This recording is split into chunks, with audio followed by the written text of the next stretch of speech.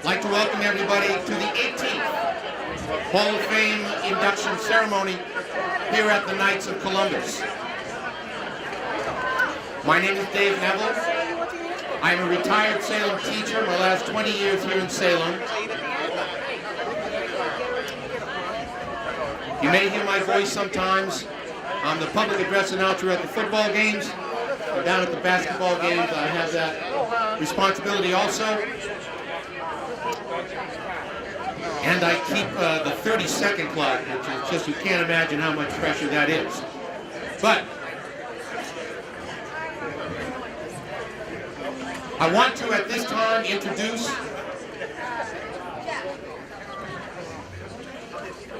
the Hall of Fame Committee.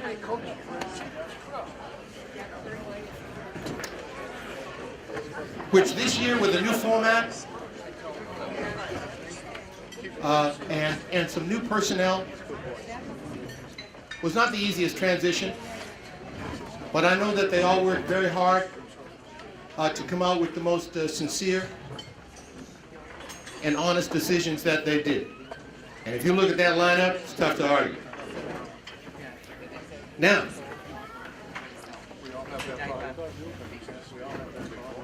the Hall of Fame Committee.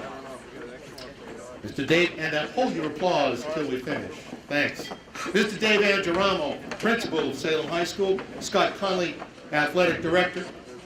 Ben Arlander, Salem High grad. Dan Bertoni, Coach up there at Salem High. Not with us tonight. Former Superintendent Ed Curtin. Miss Bernadette Leahy. Miss Kim Masterson. Miss Evelyn Akindo. Mr. Pat Sargent, Mr. Tim Shea, Ms. Laura Lee Stewart, and Ms. Gail Tryant. How about a hand for the Hall of Fame Induction Committee?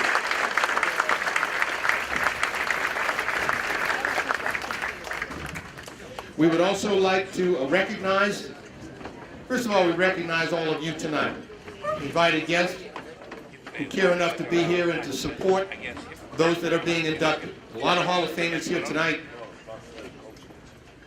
Very noticeable. It's a great feeling. We also want to identify our elected officials. State Representative and Hall of Famer John Keenan is here tonight. We thank him. We welcome him back there. From the City Council, Mr. Tom Fury and Mr. Arthur Sargent. If they're here, we recognize them. Tom. From the school committee, Mr. Jim Fleming and Ms. Janet Crane. I don't know whether Ms. Crane is here tonight. Back there, thank you.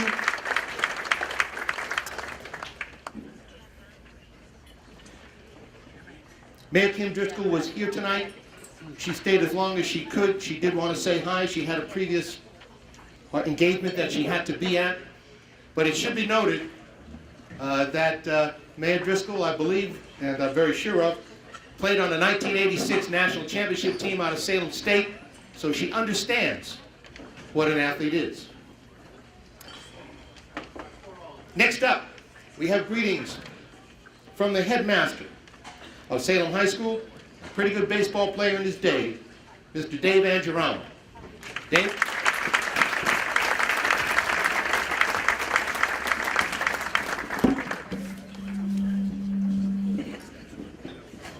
Thank you, Dave. First, I would like to acknowledge Superintendent Stephen Russell was not able to make it tonight, but Assistant Superintendent Kate Carboni is here tonight with us. Thank you, Kate. As a former Salem High School student athlete, teacher, coach, and now as principal, I certainly understand and respect the importance that athletics play at the high school and for the community of Salem. And what a great feeling I have, and I know many people have come up and said this is unbelievable, it's like a reunion. We have a large support from the community. We have people from all eras, different sports coming together to celebrate the strong tradition of athletics at Salem High School. So I think it is a great night. I want to extend my congratulations on behalf of the entire high school to all the former student athletes that are being inducted, to the coaches, to the Terrios who have given so much volunteer service. It truly is an honor that you deserve, and we thank you for your contributions to the high school. Thanks, and enjoy the night.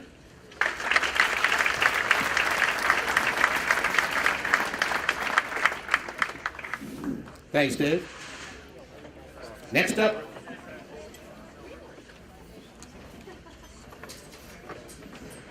a Hall of Famer from football coach, educator, athletic director, Salem High School, Mr. Scott Conley. Scott?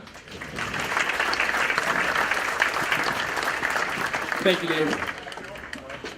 As chair of the committee, I know how much hard work goes into it, so I just want to start off with some thank yous. Obviously, a big thank you to the entire committee for putting this all together tonight, so we can have another round of applause for the committee. A real big thank you to Carol Armadeo, who did a ton of work. A lot of you who called in and got your tickets, talked to Carol, who's the athletic secretary, and she just did a great job, so thank you to Carol also.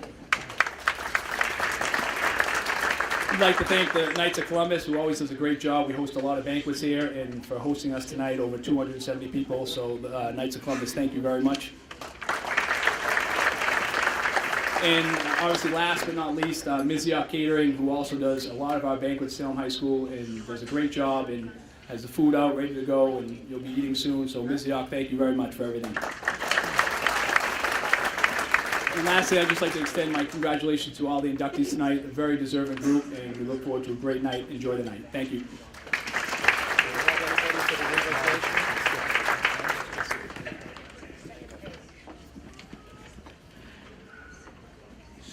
On your program, it says invocation.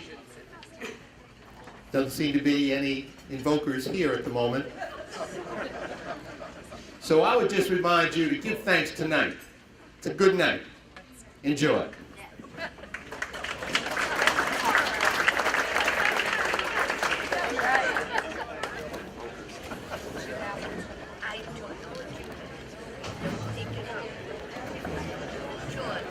There are directions here for eating.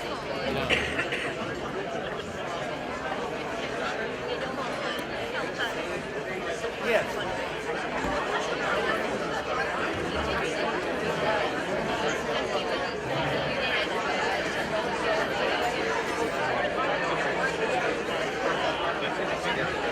We are ready to begin our induction ceremony.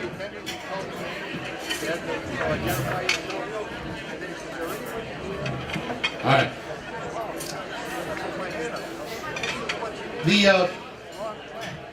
I just want to mention that the years that are covered in tonight's Hall of Fame induction ceremony are years that cover years after the Great Depression, all the way to 2008 and one of the most significant elections in American history. So we cover a lot of time here and a lot of decades. But excellence survives all the decades. And that's what we're here to honor tonight. First up,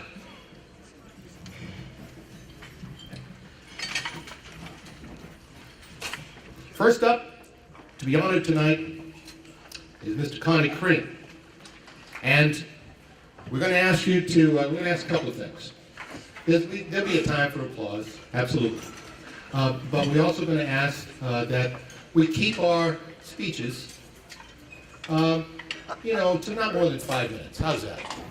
A lot of people being inducted. Somebody said, I can't do this in 5 minutes. Who said that? Okay. All right, it's just a suggestion, Coach. I'm sorry. You waited long enough. You talk as long as you want. How's that?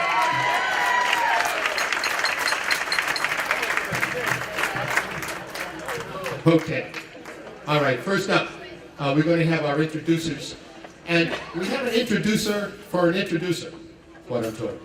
And a Hall of Fame coach in his own right, a great friend of mine through the years, Mr. Tim Shea. Tim?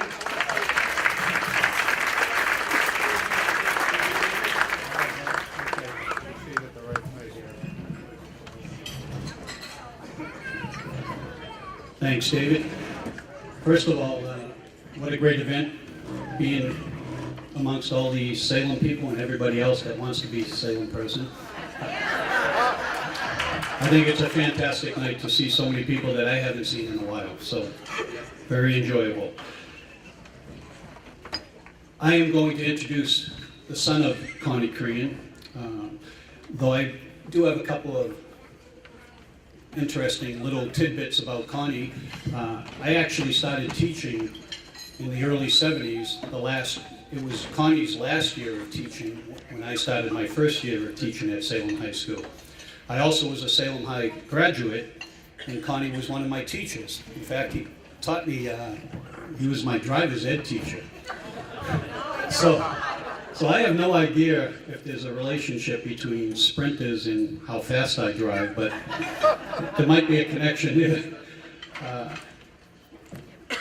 When I was listening to all the research done about Connie and his success, one thing that jumped out to me is how he seemed to fly under the radar.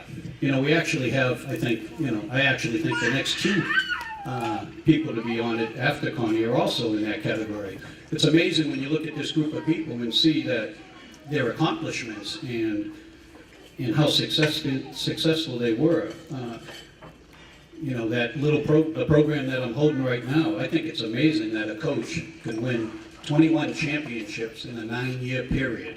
And many times, some of the winter track was just beginning. So even though we coached 3 sports, 21 out of a maximum of 27. I think it was a little less than 27 seasons. That's phenomenal. Connie passed away in 1994, and accepting the award for Connie is a good friend of mine, his son, Neil Crean.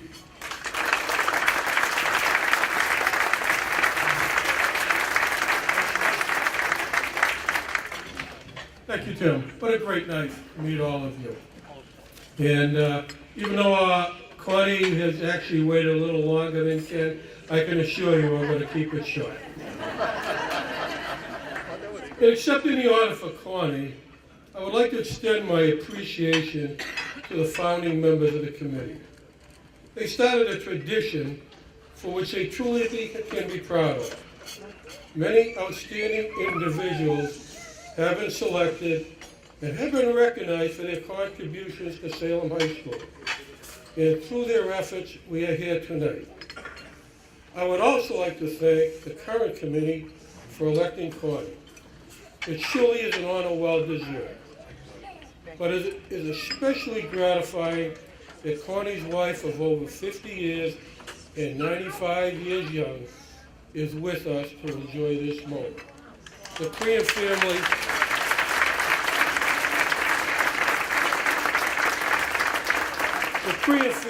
sincerely thanks all of you. Let me say a few words about Connie. For those of you who are fortunate enough to know him, you knew he was a little outspoken and had a few favorite expressions. One expression he would often use was to call his students donkeys. But once you became a donkey, you were forever known as being one of Connie's donkeys. So if Connie was here tonight, I think he might just say to you, "Listen, you donkeys, what the hell took you so long?"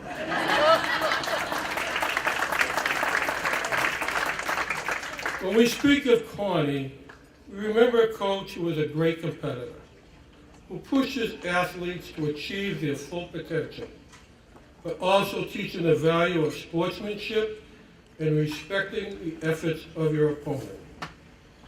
We speak of a coach who stood by his principles, oftentimes taking an unpopular position, but standing up for his convictions, especially when it came time to stand up for his athletes. He taught his athletes and students the importance of having personal integrity, either on the playing field or in life, knowing that whatever endeavor you choose, stand by your principles, because that is how you will be remembered. We remember a coach who was passionate for his sport, for his students, for his athletes, but who taught the value of having respect for others. It did not matter if you came from Chestnut Street, Derby Street, black, white, Catholic, or Baptist. It was important to have respect for your family your church, your country, and others. Connie, in accepting this award, would be the first to give credit to the many young men who made it possible to achieve such an outstanding record.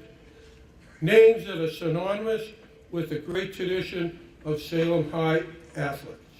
Young men named Heffernan, Hill, Callahan, Osgood, Injemy, Saborin, Reed, Greaves, Hazeltine, Mavakis, Hancock, Dumas, Rydvicki, Collins, Brennan, Murphy, Giardi, Budzinski, Ramus, Hollerick, Prosnowski, Ridden, and so many more.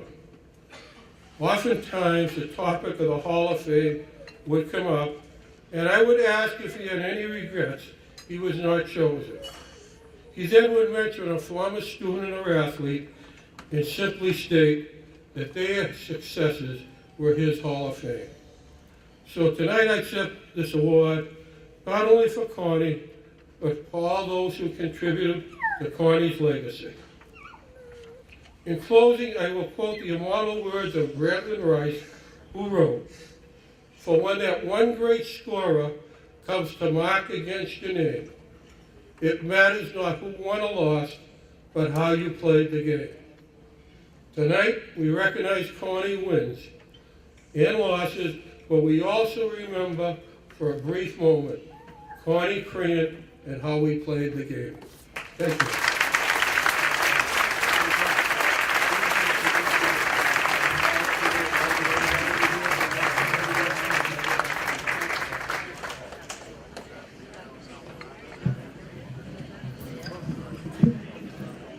Thank you, Neil. As each inductee finishes their remarks, we would ask each one of them to come on over here to the awards table and receive the caricature sketch and a lifetime pass to all Salem athletics and a seal of the city. Pardon me, Mrs. Grant?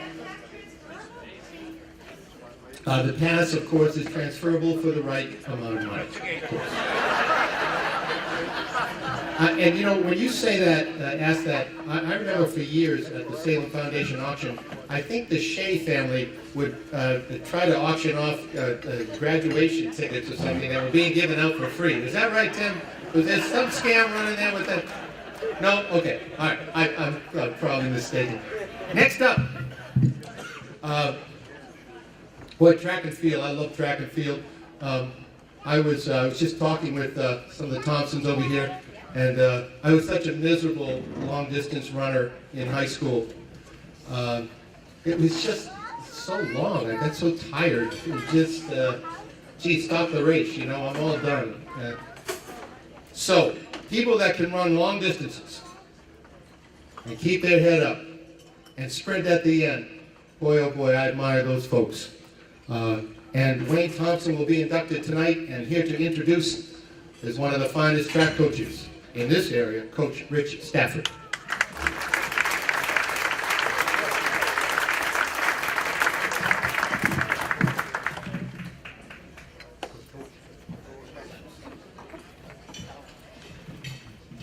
Fantastic evening and a great turnout. We need to do this more than every 4 years, though.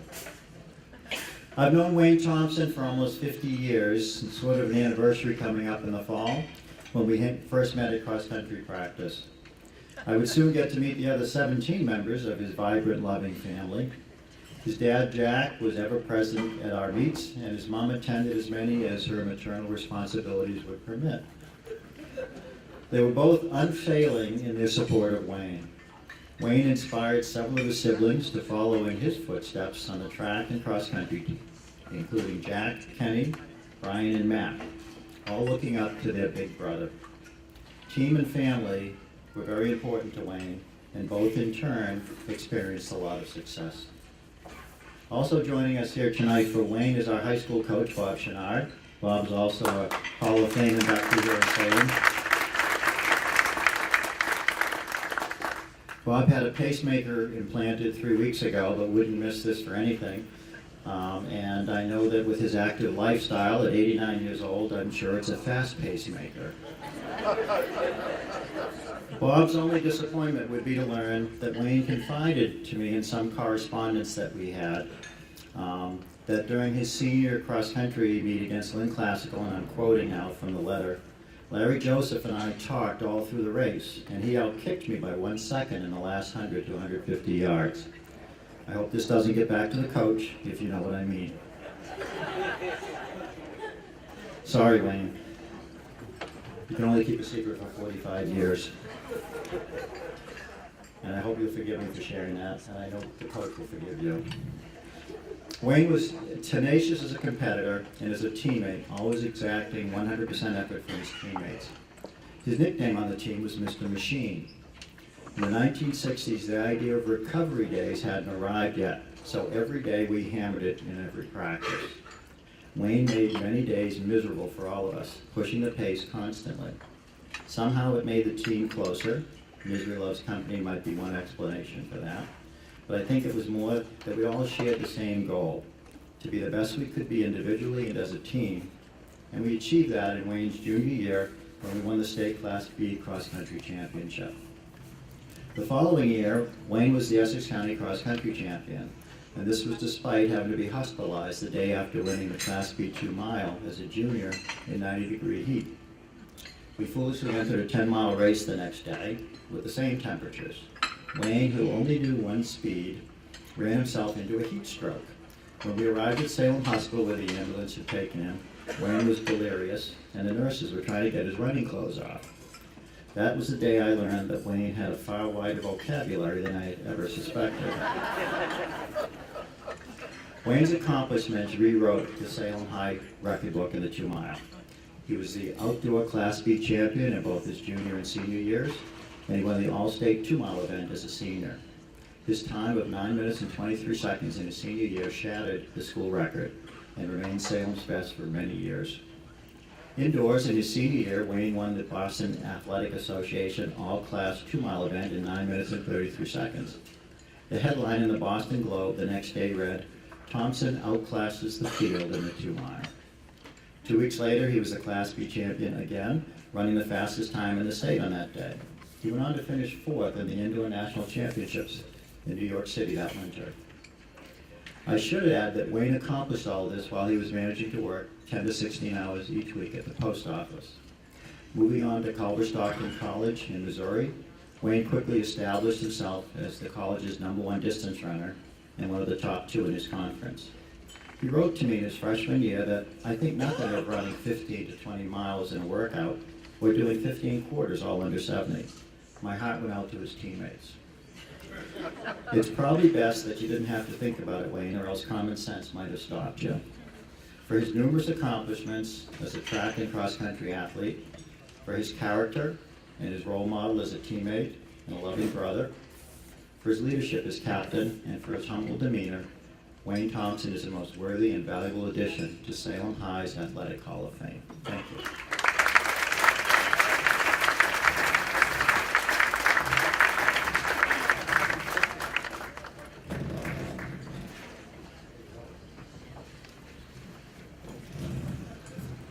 Yeah, it's going to be hard to talk.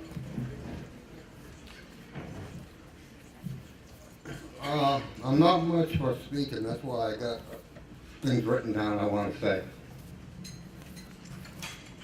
I'm grateful to be a member of the Salem High's Hall of Fame. It will be an honor which I will always treasure. I sincerely thank the people of the committee who found my accomplishments worthy of this election, or being elected, I'm sorry. I would like to give a special thanks to the many people who gave me their time, knowledge, and encouragement, which were instrumental in my becoming an elite high school distance runner. First of all, I'd like to thank my mom and dad, whose spirits are looking at this occasion with pride.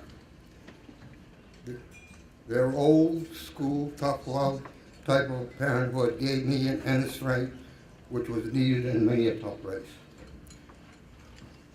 Also, they taught me to have faith in my abilities.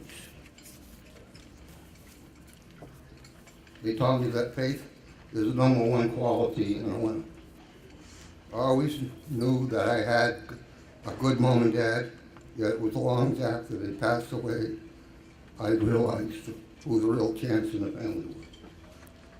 I thank God they were my parents.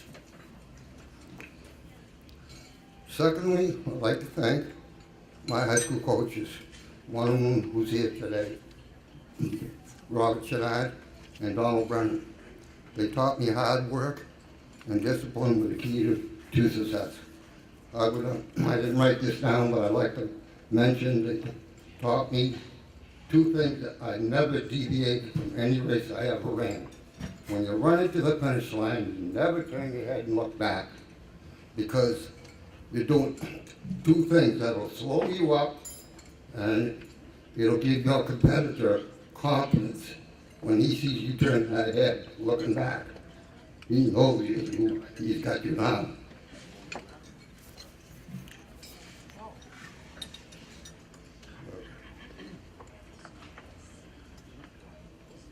Thirdly, I would like to personally thank three people who are here tonight.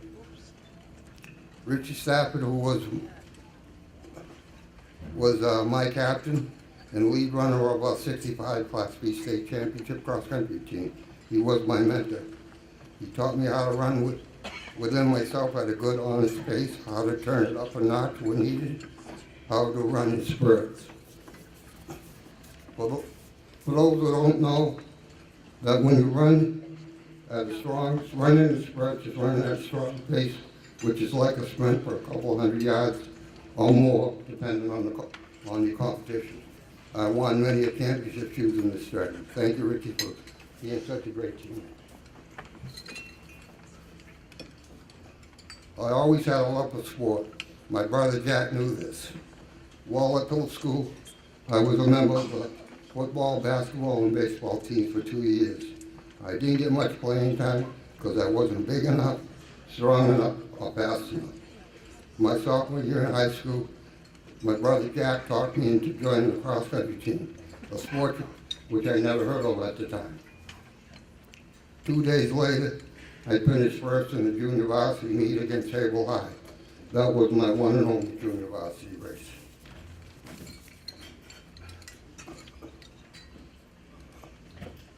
The thing that I like most about cross-country and track and field, everyone gets equal playing time. Thank you, Rick, for being a great brother. And last but not least, I'd like to thank my brother Matt for the work he did in getting me nominated. You're the best I'm going to do. Thank you.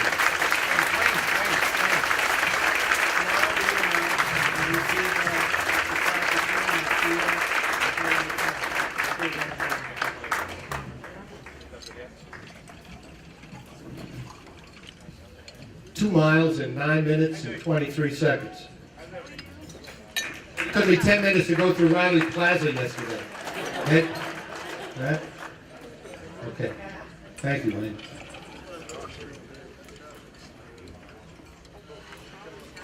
Our next inductee is a three-sport athlete, and we don't see a lot of them around anymore. It's the age of specialization. So great hats off to multi-sport athletes, no matter where you are. And here to introduce the inductee, David Stevie Hoare, his brother, Jack Hoare. Jack? All right. There you go.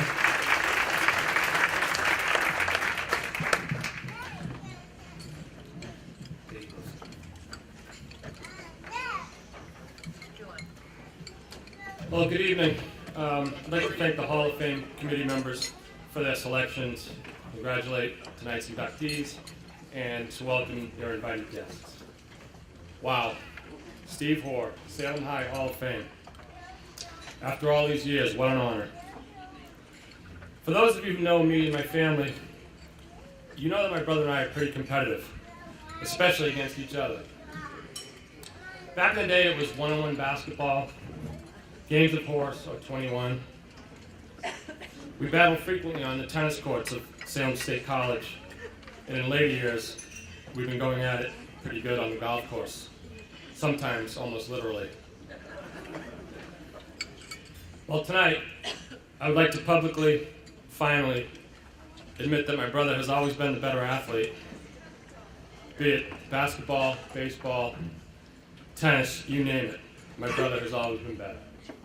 It's just the facts.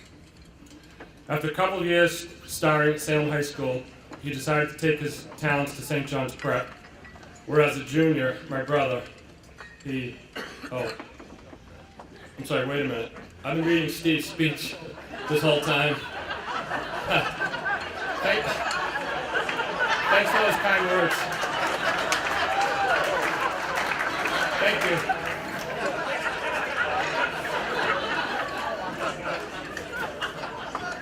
All right.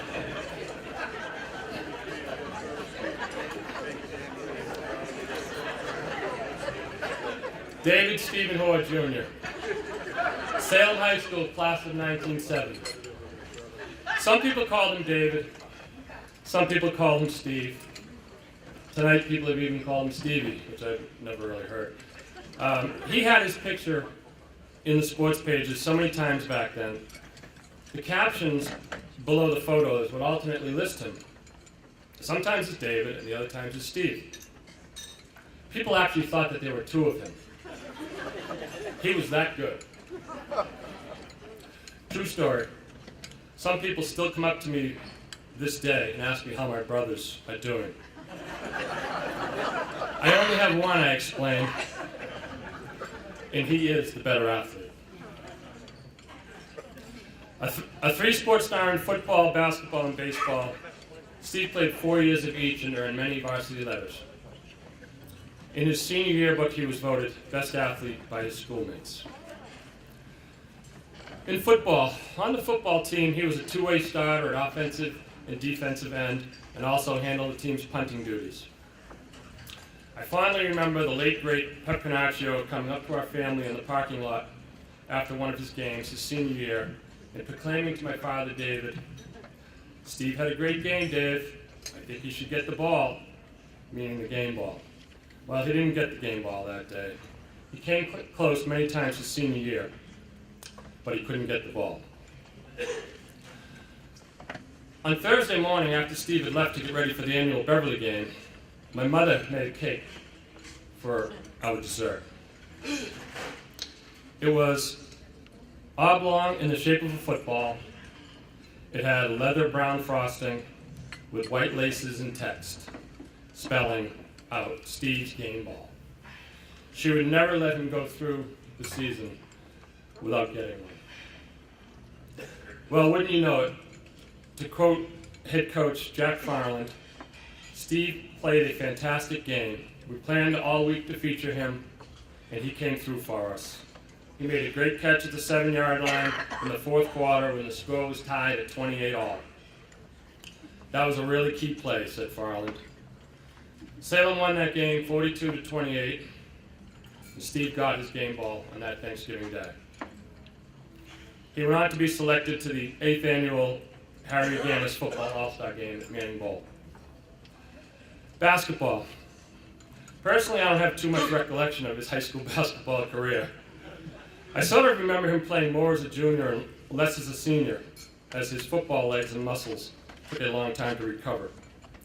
He was a serviceable guard, a good spot-up shooter, strong defender, and he could shoot foul shots with the best of them.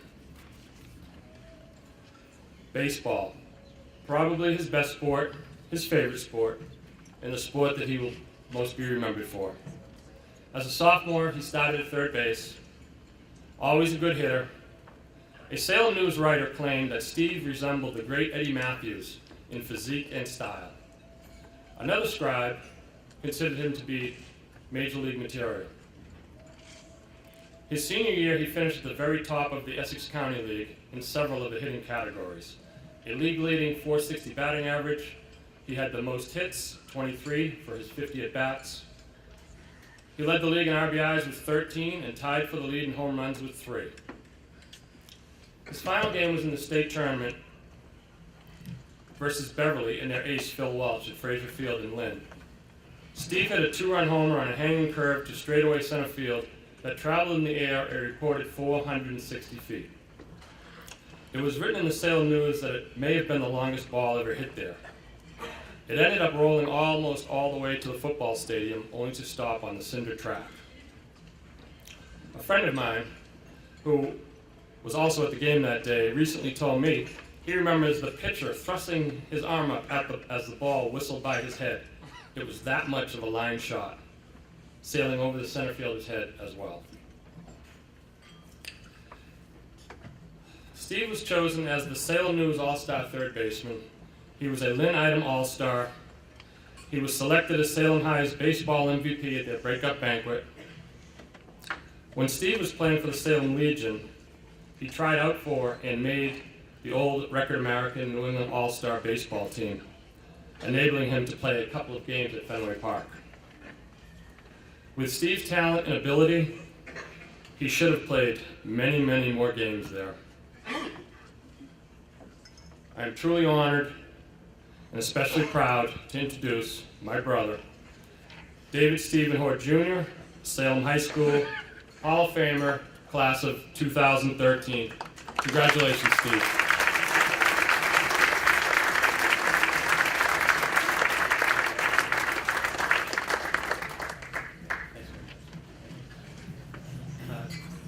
Thanks, Jackie. That was unbelievable, and that was Salem High School I attended. So. Refresh your memory. Okay.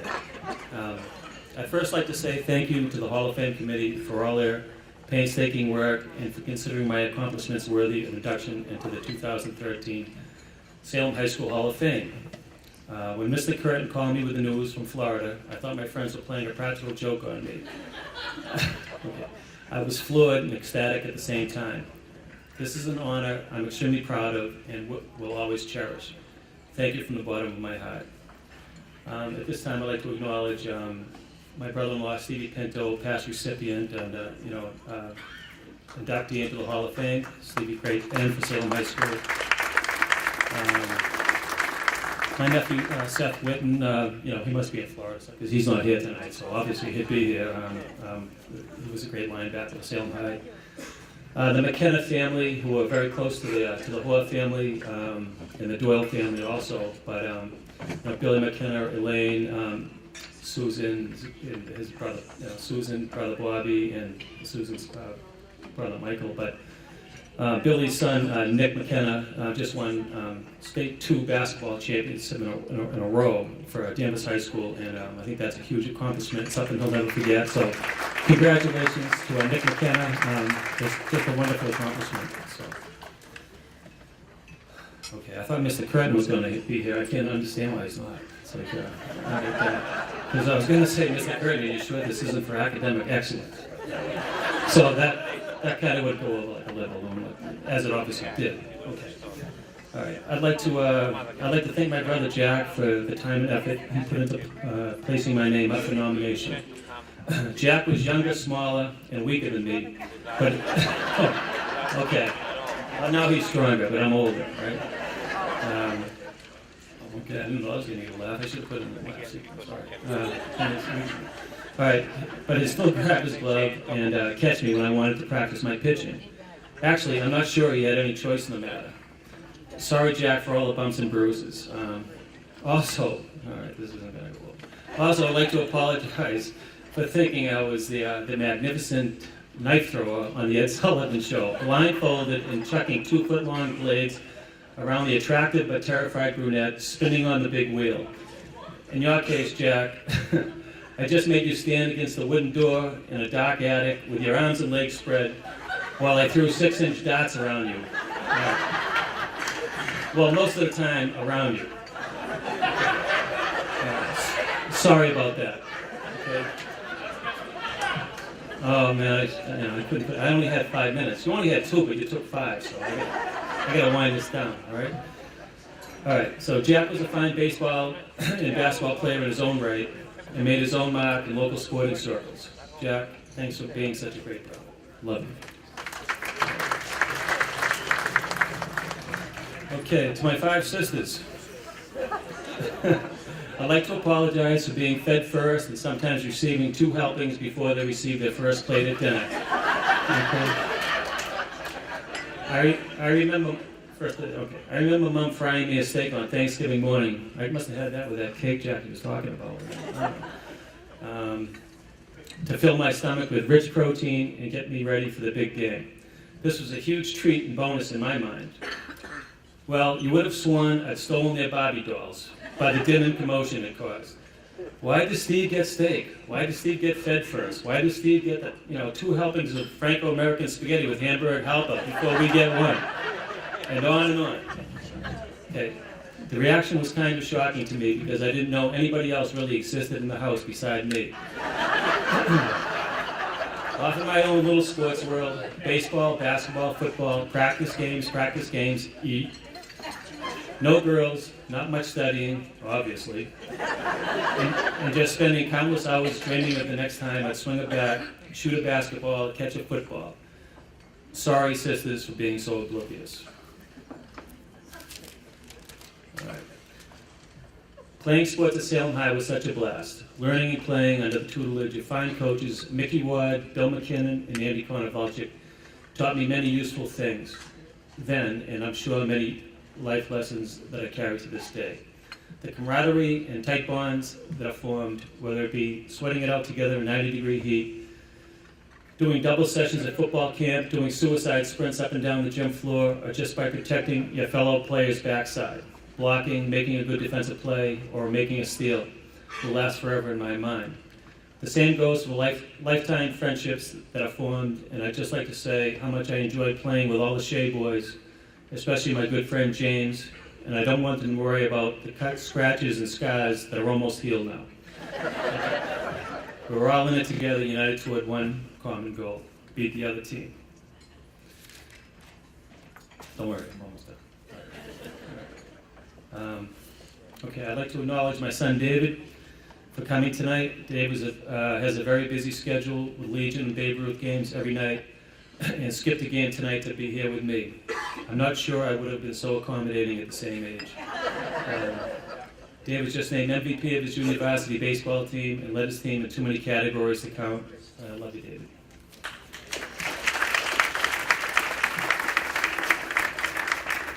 Last but not least, I'd like to say thanks, Dad. Dad played football, basketball, and baseball for St. John's Prep. He actually did go to St. John's Prep. And in football and baseball at Boston College. So I really had no chance right from the start. The genes were getting passed down and there was nothing I could do about it. Nor was there anything I wanted to do about it. I loved the attention and all the time he spent with me. Even the days he would take me and a few friends, 7, 8, 9, 10 years old at the time, to the Forest River bathhouse. There was an area facing the beach that was open. There were 3 cement walls. The wall behind my father had about a 3-foot by 4-foot window carved in it facing the ocean. My father would be pitching those hard rubber replica baseballs complete with all the stitches on them, and that window would be right behind his head. To teach me to wait on the pitch and hit the ball back up the middle, I would not be allowed to leave the park until I hit a ball back through that window. And many times it would end up in Salem Harbor.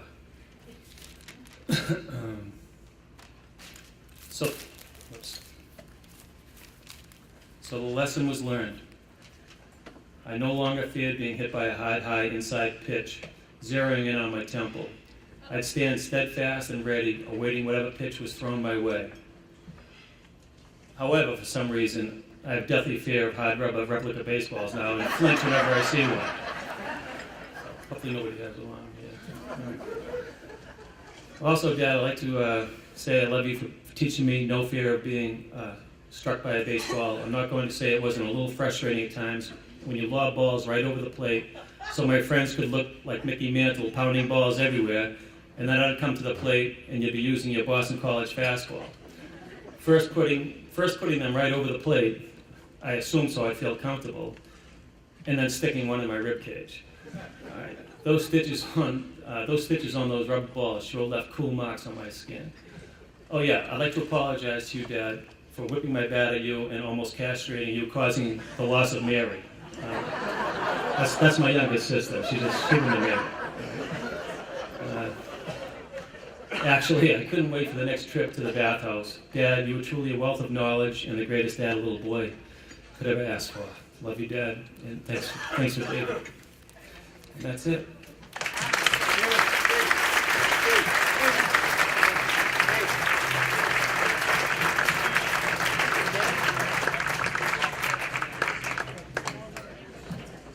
Right over here.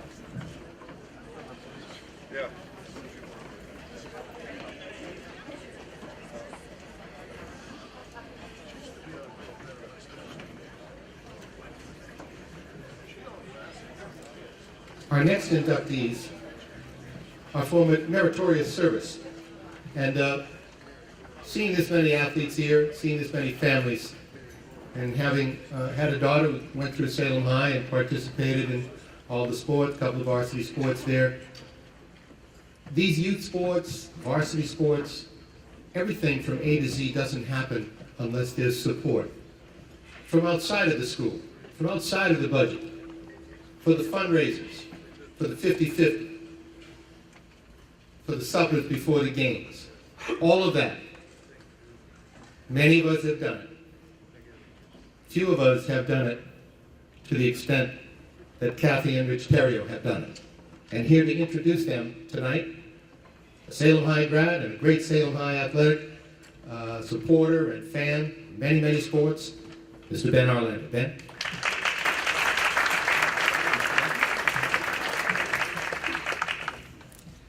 Tonight we honor two volunteers who have gone well above and beyond the parental call of duty for our student athletes. Beginning back in 2004, Kathy and Richard Terrio have dedicated an unprecedented 9 years of volunteer service.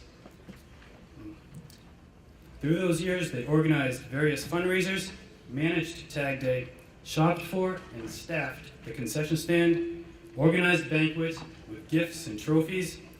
You name it, they were there. They devoted their time and energy to no fewer than 6 sports: baseball, softball, basketball, golf, wrestling, and lacrosse. Now that's impressive. But what's even more impressive is, even though none of their kids have played on the basketball team since 2008, they are still seen at the basketball games as volunteers. They just keep on giving. Now, if you take the 9 basketball seasons they volunteered for, 6 baseball seasons, 4 softball seasons, 4 golf seasons, 2 wrestling, and 2 lacrosse seasons, that is a stunning total of 27 seasons that they have volunteered for. You know how they say that records are meant to be broken, but I don't think this number is ever going to be outscored. I mentioned to Richard a few years ago that they could be candidates for the Hall of Fame someday. He was skeptical, and he expressed his and Kathy's basic humility. You know, never wanting any credit, just being very unselfish, giving of themselves, and always making sure that everything was as best as could be for our student athletes. I made it clear to Kathy and Richard a couple of years ago that they will be recognized for this when the time is right. And tonight, the time is right. I have the privilege and honor to induct Kathy and Richard Terrio into the Salem High Athletic Hall of Fame. Congratulations.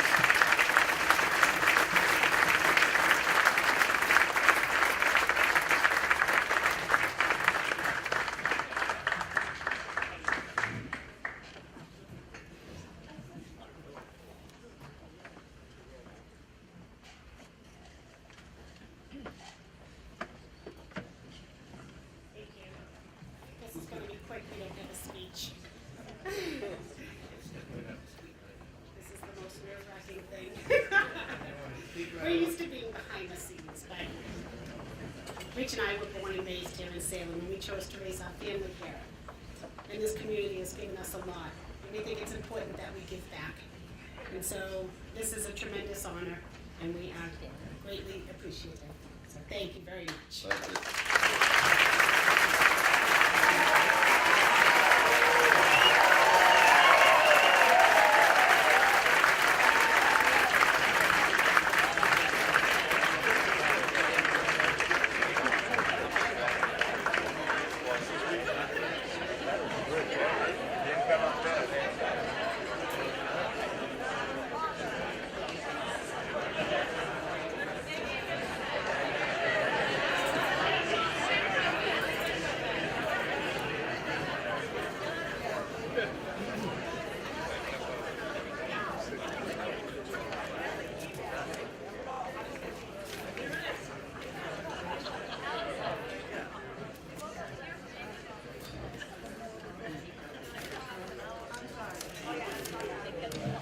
If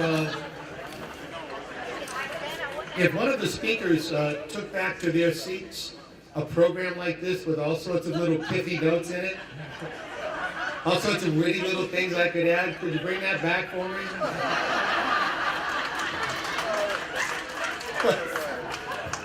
Somebody's got it, huh? Wait a minute, hold on. Hey. Never mind.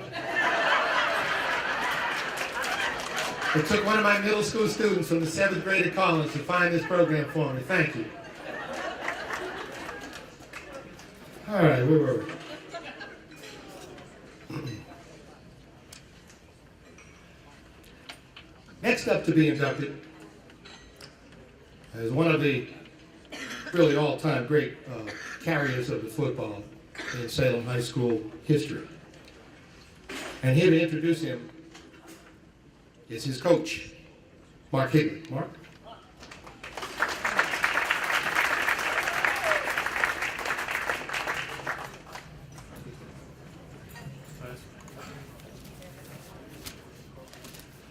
Well, everybody's been doing a great job speaking tonight and reading all the speeches that they prepared, and now it just shows me how terrible I did with writing my speech, so now I'm real nervous. Today is a really good night for me tonight. It hits close to home. Tonight I have my football coaches being inducted into the hall. The quarterback from our Super Bowl team is being inducted, and a player that I have coached is being inducted. I think one of the greatest things as a coach is when somebody that you've coached or been a mentor to a little bit has success, and you see that success. So this is a really great night for me. Tonight I have the pleasure of introducing one of the greatest football players, that ever wore the red, black, and white here in Salem. I really didn't know what to say in an induction speech or an introductory speech, so I thought maybe I'd go over some accolades.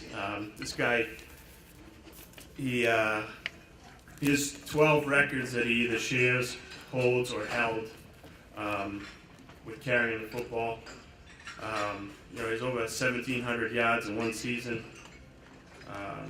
Carried the ball 42 times or 45 times in a game. Most times carried the ball in a season. Consecutive 100-yard games. He had 18 in one season. The guy has all the records for running the football. But one thing that not a lot of people know about Matt is he was just as good a defensive football player too. He was an all-state defensive player after setting all those records that year. He went back and forth making tackles sideline to sideline, taking care of business on the defensive end. His successes didn't come by mistake. This guy put in a lot of hard work. You know what? I'm just going to throw this away. We're going to start and just talk a little bit about Matt and stuff. When I met Matt, the first time I ever met Matt, I was coaching freshman football, and I was teaching a play or something, and somebody was fooling around in the back, and it was Matt. So what I did is I said, hey, I didn't even know his name at the time. I said, hey, buddy, why don't you go take a couple laps? So Matt started running, and he comes back probably after 4 or 5 laps, and he says, oh, wait, when do I get to stop running? I said, when I'm tired of seeing you run, that's when you're going to be done. So that was my first time with Matt, and then, we really grew to have a good bond. We were lifting partners that year, and I was a little bit stronger than him, and I remember he said to me, Coach, I gotta feel that weight, because I used to do a lot of weight, and he said, I gotta feel that weight. So it was 315 pounds or something like that, and he was a little freshman at the time. I said, no, Matt, not right now, you know, it's a little too much, whatever. So I go to the bathroom and I come back and the kid's pinned 315 pounds. I said, what are you doing? So take it off and take it off. But that's the type of guy he is. He wants to, he'll attempt whatever it is to make himself better. And he just needs to know what that weight felt like so he could get that weight someday. You know, and to tell you the truth, when I came back from the Army his senior year, he put me to shame with his lifting. I mean, I couldn't keep up with him in the gym. His leadership was second to none. I can always remember at practices, he would carry the ball in a play and he would always sprint 60 yards for a touchdown, every single time. And that was infectious. That was like, he started doing it, then all the running backs started doing it, then the JV running backs started doing it, and then the freshman running backs. Always ran 60 yards for a touchdown. This isn't something that we asked him to do as coaches. This is something that he did himself. Great story of him running the 60 yards. We have these role play. Every team has a role player. We had this little guy, Cesar. Now Cesar was he was a spitfire. He played hard. He wanted a role on the team. His role was he was the safety on the defense, the defensive scout team. And I remember Matt gets the ball and he's running and he gets to the safety level and you hear just a big crack. And I said, oh God, what happened to Cesar, you know? So I'm looking for Cesar on the ground and I don't even see him. Now, Cesar's wrapped up on Matt and Matt's chugging 60 yards with Cesar stuck on him. That was a great day, great day.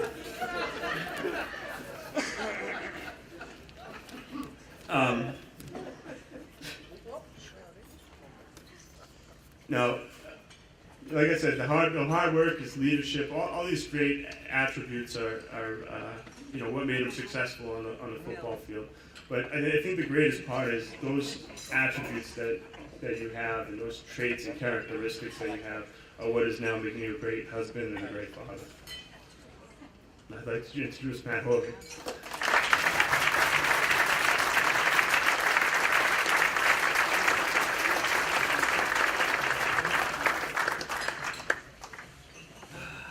All right.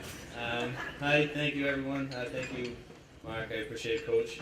I asked him to do that because he was my mentor. Every attribute that I have, every my hard work, I think everything that I prided myself on, I learned from him, and I thank you for that. I'd like to thank my family and my wife Tara for coming and for taking this with me. I also didn't write anything. I feel like you're going to need some time, so I'm going to donate about 4 out of my 5 minutes to you. Coach Brown, a great story for Coach Brown. He was my gym coach growing up at Hartsman, and I couldn't wait to play for him. I never got that opportunity, sadly, but I'm happy to be here and be able to be in this class with you. And everyone else. I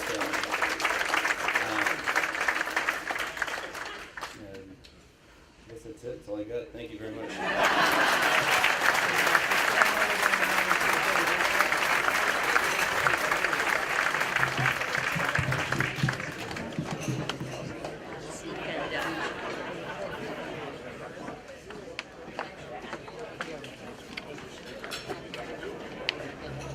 Thank you, man. Yes, I did. Thank you. I found my program. Thanks. Step away from the microphone. All right. Next up, I'm here to introduce our next inductee. Allison Flynn is brother and Salem High grad and pretty good athlete at Salem High School himself. An assistant principal up there now, Jamie Flynn. Jamie?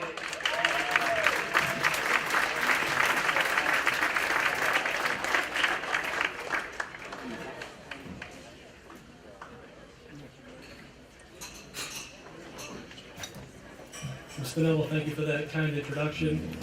Jackie, like the same thing, it's tough being the second best athlete in the family. Kind of know what that feels like. Good evening. I'm truly honored to speak on behalf of my sister to the introduction of the Salem High School Hall of Fame. very privileged and honored.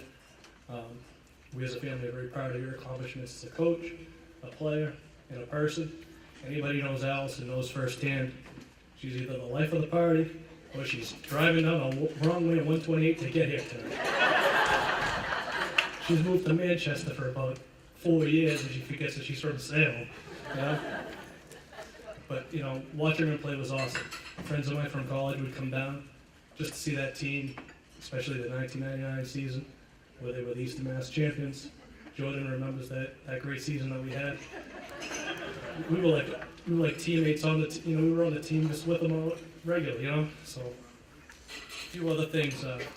I've coached girls basketball and guys basketball for about 10 years combined, and there was a game versus Danvers. That team scored 108 points. I think it took 3 of my varsity teams 3 or 4 games to hit 108 points. And I know there are many members of that team here tonight. That was a great season, so thank you to Coach Skeetis and John and all the other inductees that are here tonight.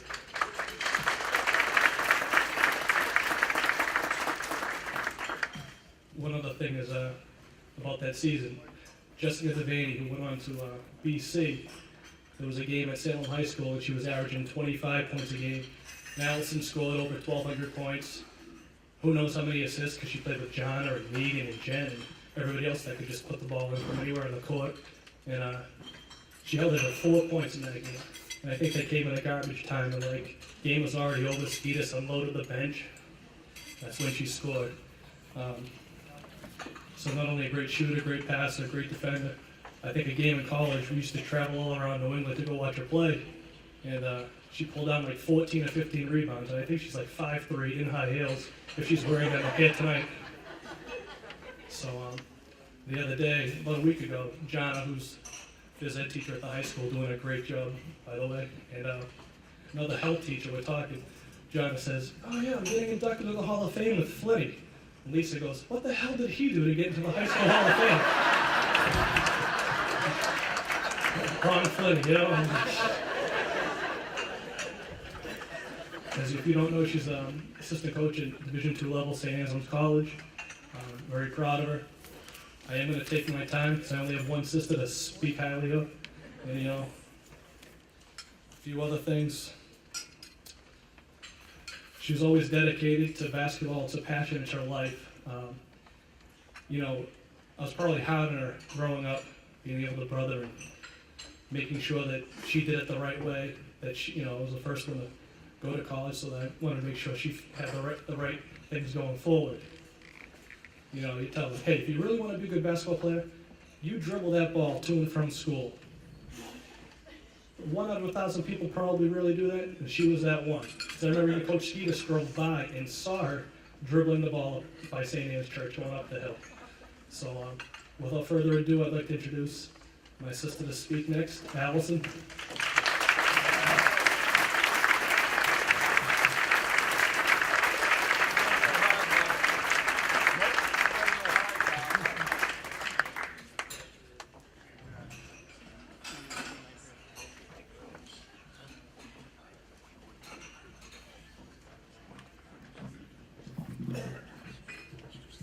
Hi, 5'3", Jamie. Okay, I might have had the athletics, but he does have the smarts, so bear with us. All right, first off, I'd like to take this moment to thank the Salem High Hall of Fame Committee for what they have bestowed on me. Personally, this is a true honor, and I am blessed to be presented this award. I would also like to congratulate all the other inductees, past and present. It is a true accomplishment. Thank you to my family, friends, and teammates who have came to share this special moment with us. Aunt Laurie, Cam, Shannon, Luke. Also, I want to give a special thanks to my grandmother, Mimir, who was able to come tonight.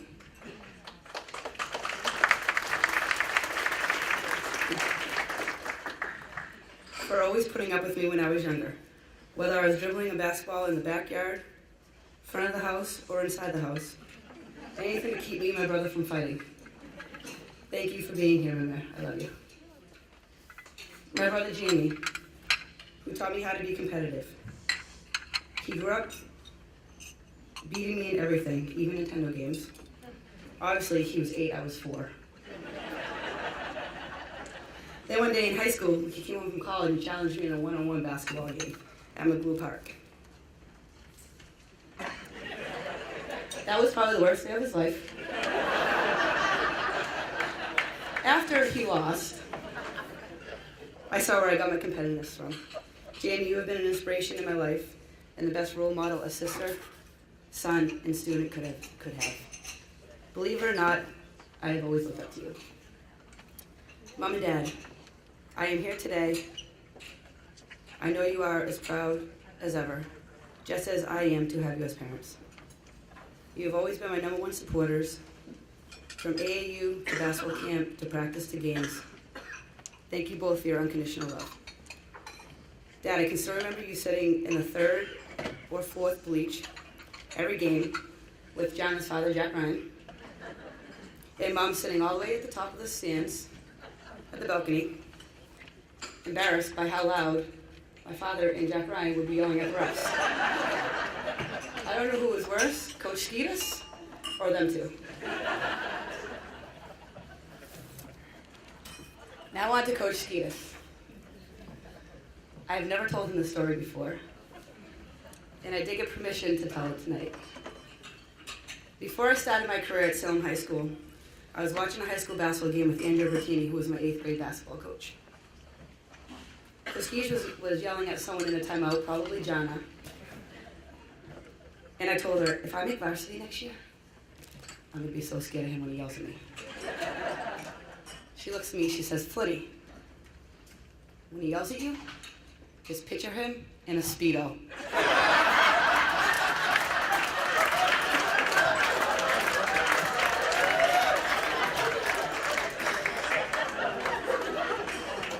Just to let you know, Coach, I never pictured you in a Speedo.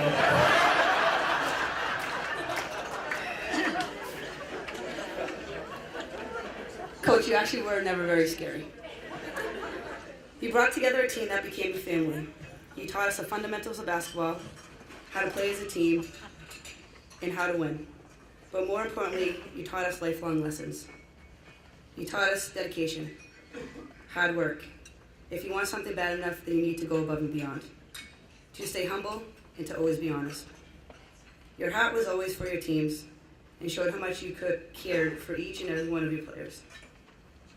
Coach, I want to thank you for all the support and everything you had done to make Salem High basketball the best experience and the best 4 years of my life. Even today, it shows how much respect and love we all had for you and still do. Thank you for all the teammates that have come here tonight to support all the inductees. Last, if you saw my notes, you would understand why I don't know where I am.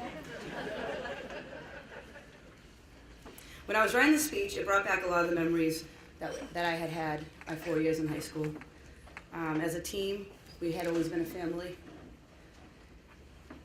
Some of the memories I'll just share since some of the girls are here tonight, but Salem State team camps, summer leagues, singing, or rather screaming to Madonna on the bus rides, the pasta parties, the slumber parties,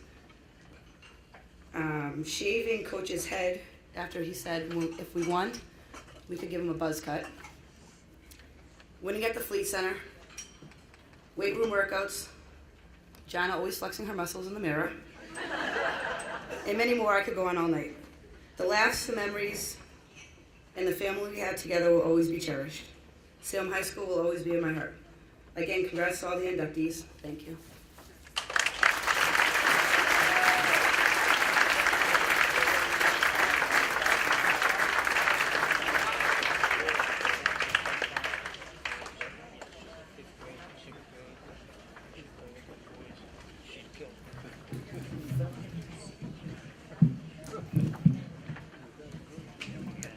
Thank you, Alice.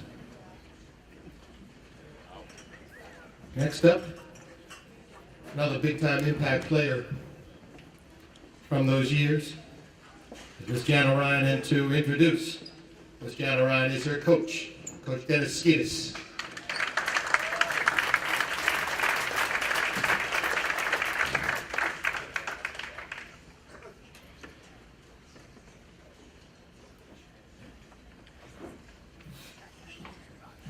Thank you. We don't have to tell you a lot about Gianna's basketball career. It's in your program. I'll tell you two quick things about her basketball. One thing is a lost art these days when you watch the NBA and all the college games. Gianna's basketball free throw percentage was probably close to 90%. She never missed, never at the free throw line. And one thing I was talking to my buddy Nick McKenna about tonight, good shooters make shots, great shooters make swishes. Gianna Ryan made more swishes than anybody I've ever seen. Anybody. Even today's shooters. When she made shots, there were swishes all the time. Good shooters make shots. Great shooters make swishes. Gianna made more than anybody I've ever seen. But I'm going to tell you a couple things about Gianna that people don't know. And it's from the bottom of my heart, and the people that know her know that this is true. If there were a Hall of Fame for somebody being the best daughter, she'd be in that Hall of Fame. If there were a Hall of Fame for someone being the best sister, she'd be in that Hall of Fame. For the best goddaughter, for the best niece, for the best friend, for the most loyal person, for the best teammate, for the best trainer, she'd be in all of those Hall of Fames. As you go through life and the older you get, there's a saying that you can count the number of your best friends on one hand. I'm 60 years old. She's in her early 30s. She's on that one hand for me. She's one of my best friends, always will be. Gianna Ryan.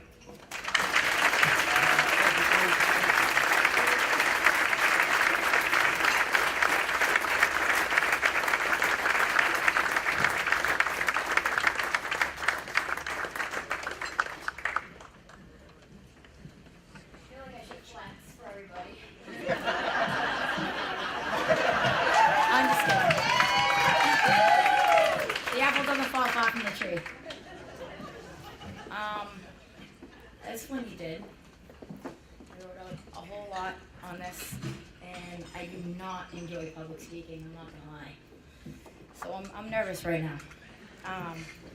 First off, Coach, that was awesome. Thank you very much. I love you. I want to start by thanking the Hall of Fame committee. It's a great night. I love wearing red, black, and white. Salem High School is awesome. A lot of us, we're Salemites. We come back to where we're from. I teach at Salem High School. I absolutely love it. I love the administration. I love my co-workers. It's a great job. It's weird being back there, but I love it. Jamie, new dean at the school. Love working for you. Anyway, all right, it's an honor to be part of this night and be inducted alongside so many great people that have been inducted before me and after me, and the inductees for tonight. Especially alongside one of my best friends, Allison Flynn, and Coach Ketis. Mom and Dad, my family, I love you guys. You've been my rock. I wish my yaya was here. She was at every single game with my parents at half court. When I scored my 1,000th point, I ran over and handed her the ball. She's with us. My brother, I love you. I'm gonna swear. After every single game, he talked so much shit to me. Why do you shoot like this? Why didn't you take it to the hoop? Why this, why that? I'm sorry, Jordan. I just scored 20 points. What do you want from me? I'm not trying to be cocky, but anyways, I think he knew exactly what I needed to make me be better and stronger and faster. And Dad, I used to beg you when I was little to lower the hoop because I wanted to be one of those kids that shot like this.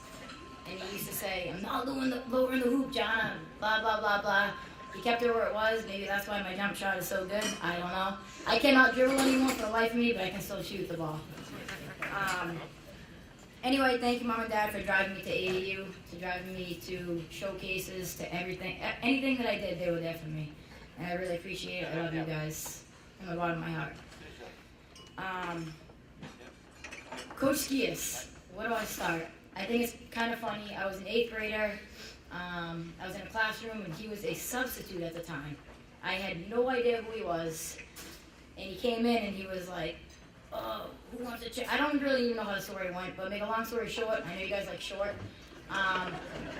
He wanted to challenge anybody in the classroom to a free throw competition, and I was pretty confident. I was like, "Oh, sorry, a little overweight. Doesn't look like a great athlete." I'm like, no problem. I'll beat him. One of my guy friends was like, "Oh, John will smoke you. Challenge her." So we went down to the gym. He beat me in a free throw competition, and he just said how well I was at free throw shooting. Thank you, but he still beat me.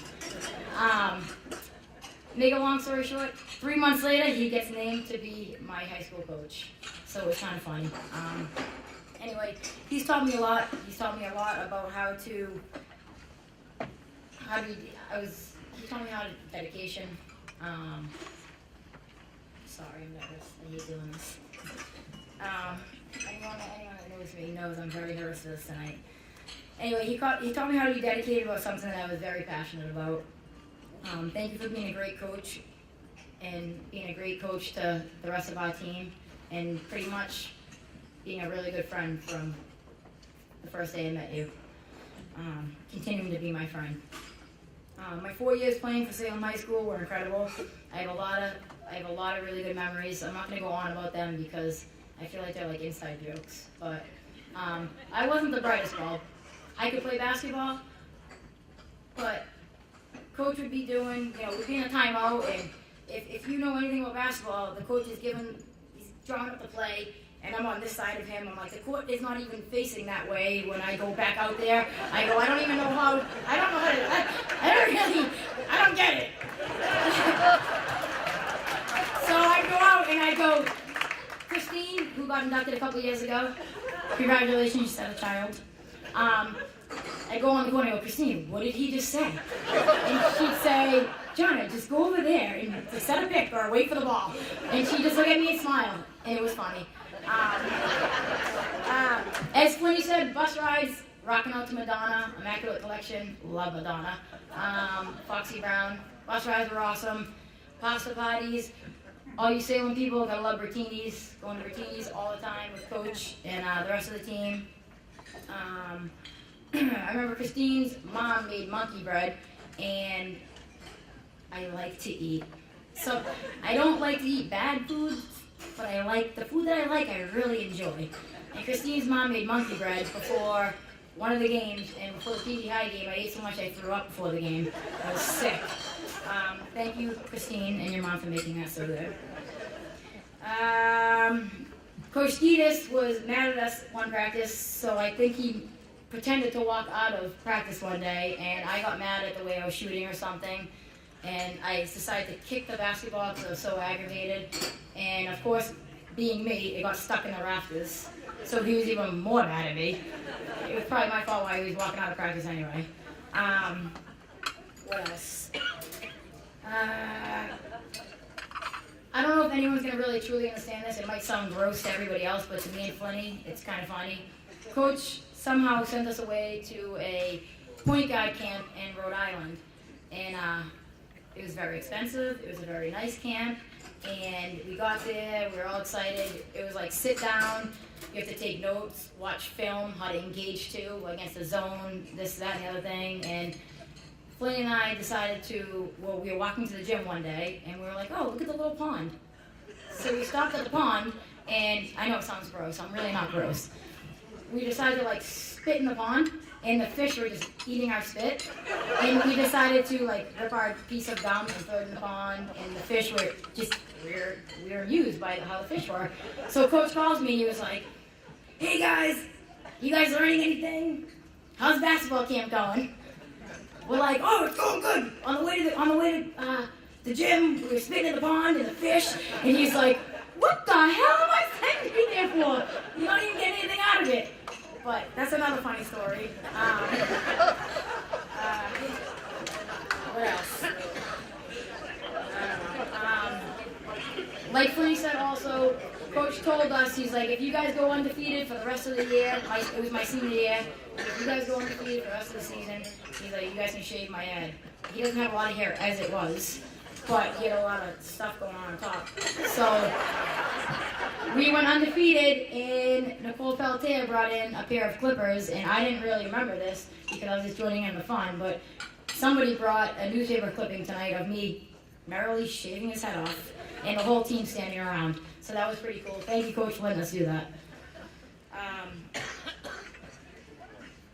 All the sacrifices I made throughout middle school, high school, I mean, it was all worth it. I got a full athletic scholarship to Southern Connecticut. But I will say this, a lot of people say that college is a great experience and a good time. There's nothing like your high school friends. My high school friends, my teammates, I have it's like 4 tables over there of you all. Thank you guys for coming. I mean, this is a great night. I would be here for you guys if it was the same situation. Christine and Keisha a couple of years ago. It was awesome. You guys mean the world to me. We might not see each other every day, but I mean, this is like a true friendship. It's a true bond that it will never die. It's memories that will last forever. So thank you guys for all being here. Again, thank you to the committee, the administration at Salem High School, Mr. Angelamo, Mr. Conley. You guys are great. Thank you for giving me the opportunity to teach at Salem High School. I love my job. Hopefully I'll be there until somebody else takes my job, like I took Miss Triant's. Thank you, Miss Triant. Thank you to my godparents, my girlfriend, my buddy is sitting over there, and my brother, who, again, I think that you've meant more to me than I think that you think that you have. I love you guys so much, and thank you, everybody, and congratulations to all the inductees.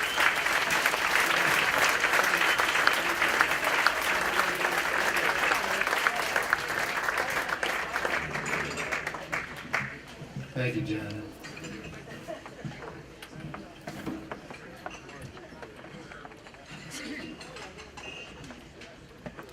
Next up, a return trip to the podium in a couple of minutes for Coach Skeetis. And introducing him tonight is his son, Matt Skeetis. Matt?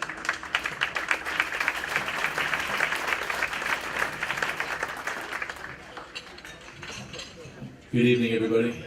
I'm going to try to keep this under 1 minute. If I do, I get $20 from my dad, so hopefully it works out. Whenever anybody would ask my dad after a game, whether it was a reporter or whether it was another coach, to ask him for a report on the game, he'd always say, well, you know what? Great players always overcome poor coaching. And, you know, it's kind of a joke and it was kind of his go-to line. But it's reflective of his humility and his tendency to always give the credit to his players. And I'm sure what he's going to talk about tonight is his players and the family that he's created and the bond, which is absolutely incredible. And he was blessed with incredible players. But I'm so happy that tonight we get to celebrate what an incredible coach he was. Because if you saw his teams play and you saw the way they took the floor, and you know, they were talented. They weren't always the most talented team on the floor. You know, the game Jamie talked about, they're going up against, you know, an incredible Division I player. And my dad, I still remember him talking about the game. So I don't think, you know, this girl scores 25 points a game. I don't think she wants, you know, a little 5'6", can we call it 5'6", 5'5"? Okay. I don't think she wants, you know, a little pesky guard going up to the defender. Every single game, he had a game plan worked out, the hours and hours and hours and running, which I'm sure all the players could testify to, and, you know, skill work, and just, he was the most dedicated coach to his craft that you could ever hope for. I learned so much from him. I've been coaching high school basketball about 6 years, and, you know, I still think the way that his teams took the floor and just would take the heart out of the opposition. You know, would play incredible defense, would play together, would sacrifice so much for each other. And it's just a reflection on my dad as a coach. So, you know, thank you for teaching me everything, and let's celebrate my dad as a coach. Dennis Skeetis.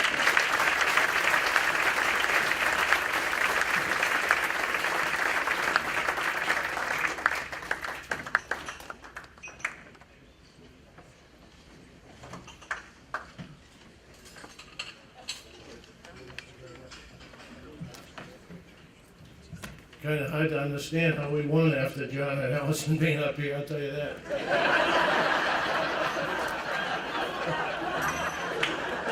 Amazing.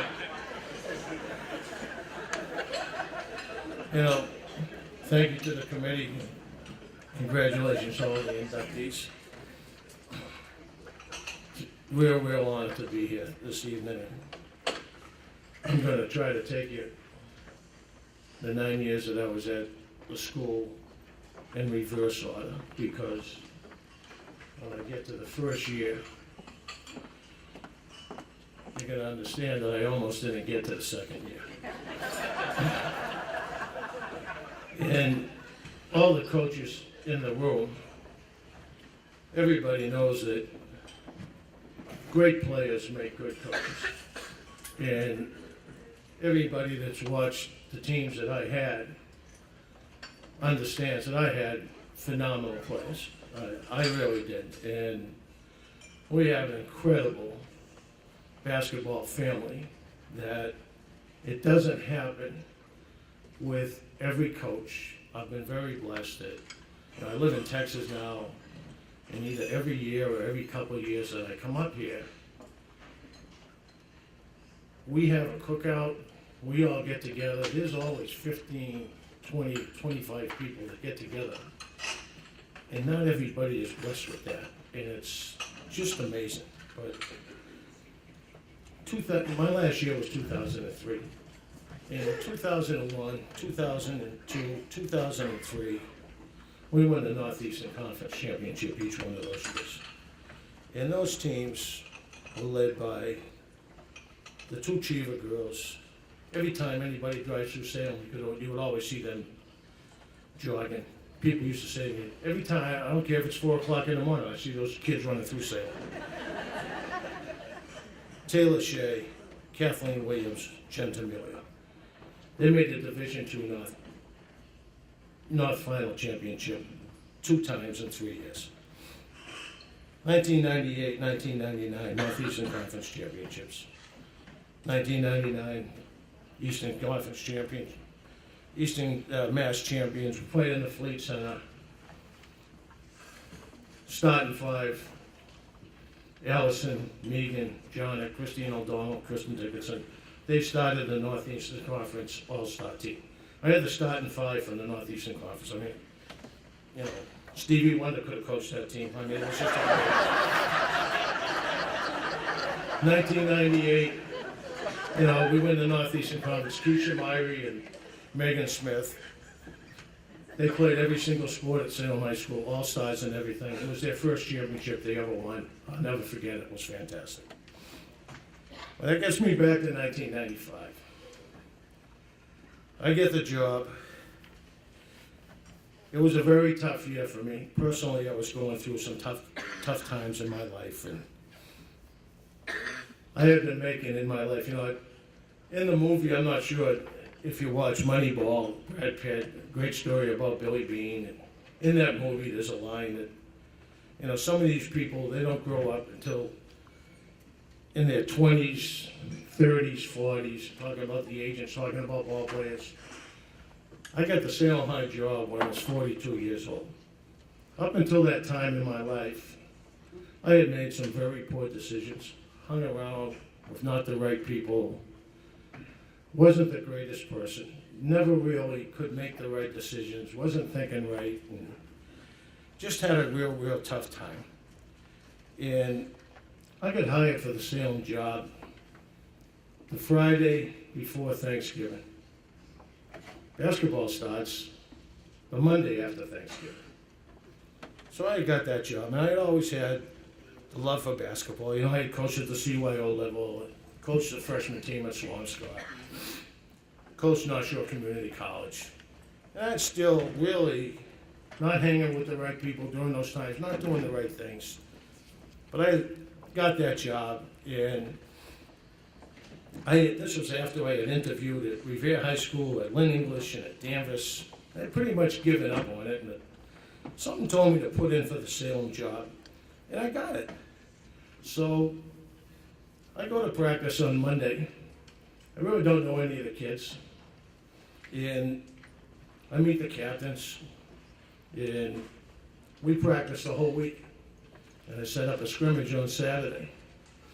And team comes in on Saturday, and I have about 20 kids there. And we had 5 days of practice. And this is how the beginning of the thing goes. I say, okay, all the girls, everybody get over here, put your hands in. We're gonna do like a 1, 2, 3 Salem or something. So everybody puts their hands in, and one girl says to another girl, "Oh, your nails are beautiful. Who does your nails?" So that was my introduction. And so we go through that scrimmage, and now we have 1 more week of practice, and I've got to cut the kids down. And I've never coached the girls before, and everybody's walking on eggshells. Salem is like a big program. And, I'm walking around, I don't know Mr. Geswell that well, and, here I am at Salem, this great gym, all these people have played there, and I'm in the Northeastern Conference, so our first game is against Marblehead, and their pick preseason was Swampscott to win the championship. And we're playing at home. Marblehead comes in the game, comes in our gym and beats us by 40. Next game we win against a team that on Friday night we beat Lynn English. And third game, we go over to Winthrop and we get beat in overtime. We get on the bus, go about 20 yards, and the girls are singing Christmas carols. So, all for Coach Perone and his new guys that are here, I was brought up, you lose, you don't say a damn word. So, I'm saying, what have I got myself into here? So, I don't say anything. So, I've got this young girl that I've been reading about in the paper for a couple of years, who's just up here. She had scored 51 points in the 8th grade. And this incoming freshman, Jenna Ryan, she's in practice, and she's like I said earlier when I introduced her, nothing, swish, swish, swish. But we've gone 3-4 games, and nothing's happening. And she's not really, things aren't happening. So, and she's too shy. She was so innocent. And I said, geez, what the hell's going on? So I spoke to one of the older kids, and she said, so-and-so, John is not going to say anything to you, but so-and-so really isn't passing the ball to John. So-and-so brings up the ball, and John is not getting the ball, and it's not happening. So after 7 games, we're 3-4, and we get a game down in Gloucester. We get a game snowed out, and I see that Beverly and Saugus are playing. We're playing Beverly on Friday night, so I go down over to Saugus and I go to scout Beverly Tuesday night. I come out of the game. I said, Jesus, we should beat Beverly. And if by chance, this particular girl, if we work things out, this girl can really score a lot of points down on the block for us. This one particular kid. So we go to practice for 2 days where we work with this kid. And I tell this kid, if you want to be a star, if you want to get your name in the paper, if you want to have the biggest night you ever want, this is the game. They cannot cover you. We go to Beverly. The score at halftime is like 10-7. We're losing. The girl doesn't have any points. We go into the locker room.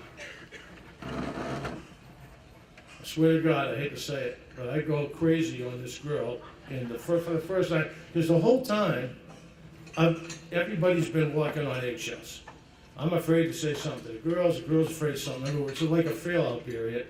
I tell the girl, if I put you in the car right now and take you to Salem Willows, you could not throw the ball in the ocean. I said, this is awful. We go out there, we lose the game in overtime, 30-29. We go to Gloucester for the snow out game on Sunday. They haven't won a game. Mr. Geswell's down there. He lives down there.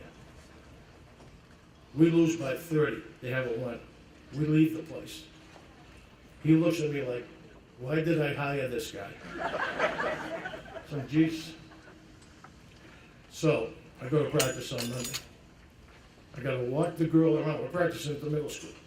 I got to walk the girl around the outside of the gym, who I embarrassed in the locker room, telling her she couldn't throw the ball in the ocean. And I got to console the girl. I got to talk to the other girl that wasn't throwing the ball to Jonna. And I watched it for 2 games, and she wasn't. So I go home Monday night after practice. I check my messages. Our captain, Kristen Milkos, left me a message. She said, Coach, a lot of the girls are not happy with the way things are going. So we're going to have to talk about things. So now I've got girls talking about where do you get your nails done. I got a girl won't pass the ball to somebody else. I got a girl that can't throw the ball in the ocean. And somebody else called me, the captain called me and said, kids aren't happy. I got Mr. Geswell looking at me saying, why the hell did I hire this guy? We're going to Marblehead the next night. They're 8-1. The only game they lost to was Swampscott in overtime. And Swampscott was undefeated at the time as well. So I called Kristen Milkos. I said, you tell everyone to be at the gym 15 minutes before that bus is supposed to leave tomorrow. And we went in. Our locker room at the time was the old equipment room up at the high school. And we went in there, and I left the door open. And I said, if you don't want to be on this damn team, get the hell out of here. I hate to say it that way, but I did. But I had to finally, so you get out, don't get on the bus. We go over to Marblehead, had a little talk with the girl. I said, you make sure Johnny gets the ball. Johnny made like 6 threes in the first half. We went in the locker room. I had the girl sit beside Jonna. I said to the girl, I want you to touch Jonna's arm. And the girl said, what? I said, I want you to touch her arm. She touched Jonna in the forearm. I said, geez, it's pretty hot, huh? She said, what? I said, yeah. I said, throw her the damn ball. Jonna goes for 35. We beat Marblehead. It wasn't a fluke because they went 17-3 for the season. We were 3-6 at the time. We go 6-3 the second half. We qualify the tournament. And that was the night that our family was born. That was the night that Salem High family was born. After that game, Mr. Milkos came across the floor and he said, I've been watching the Salem High girls play for 4 years. That's the best game I ever saw them play. And that was the night it all happened for us. So what I did, the last couple of years I've coached in the ABA. Our team won back-to-back national championships. I've coached kids that have played at the top level. My 9 years at Salem High School were the best years of my life. It was unbelievable. Nothing can replace it. I want to thank all the staff at the high school and the administrators. They were unbelievable to our team the whole time. The fans. I had the best parents ever. People talk about coaching in high school and going through problems with the parents. I had the best parents ever, ever. All my coaches, my high school coach, Russ Brennan, was just an unbelievable guy. Wayne Embry, Vinnie Olivo, Chris Ford, Dave Hopler, who was so great to our kids. Jimmy and Annie Britton, Hardy Nally, who run Wayne Embry's camp and Chris Ford's camp, who was on that one hand with John Ryan with me. He's one of my best friends. Kevin Moran, the smartest basketball guy I've ever known in my life, is with me tonight. Tommy Doyle. And 2 guys that I really wish were here tonight, Peter Doyle and Bob McKenna.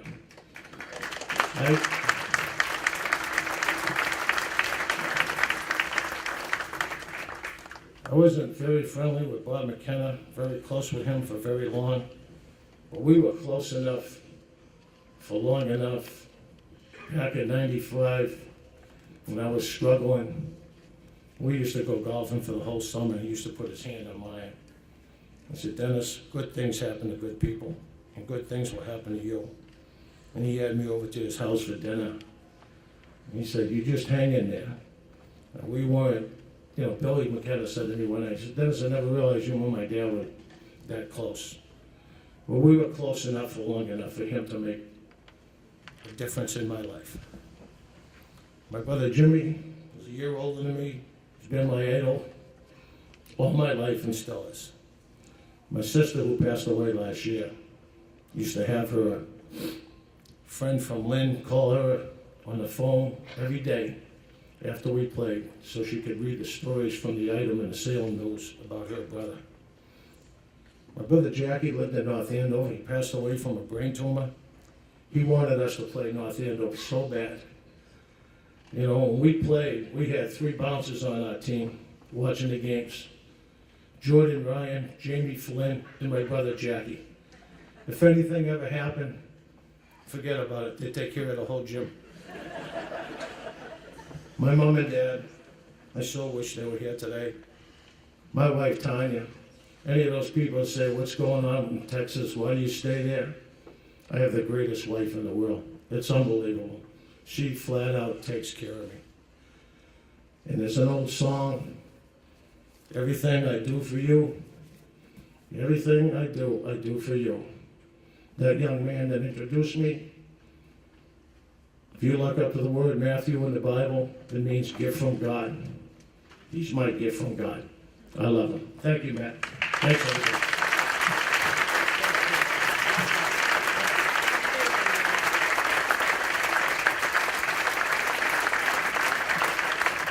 Thank you, Coach. There have been a number of awards in Salem that have contributed to a number of different athletic teams and a number of different sports, and they've contributed mightily to their community. And our next inductee, Mike Ward, will be introduced by a charter member of the Salem High School Hall of Fame, Mr. Al Giardi.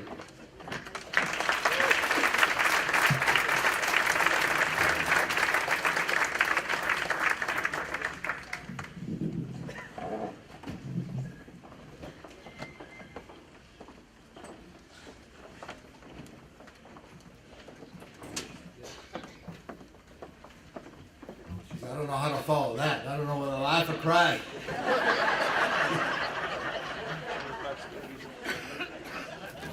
But I know I'm getting old when I got to put on glasses and have a written speech prepared.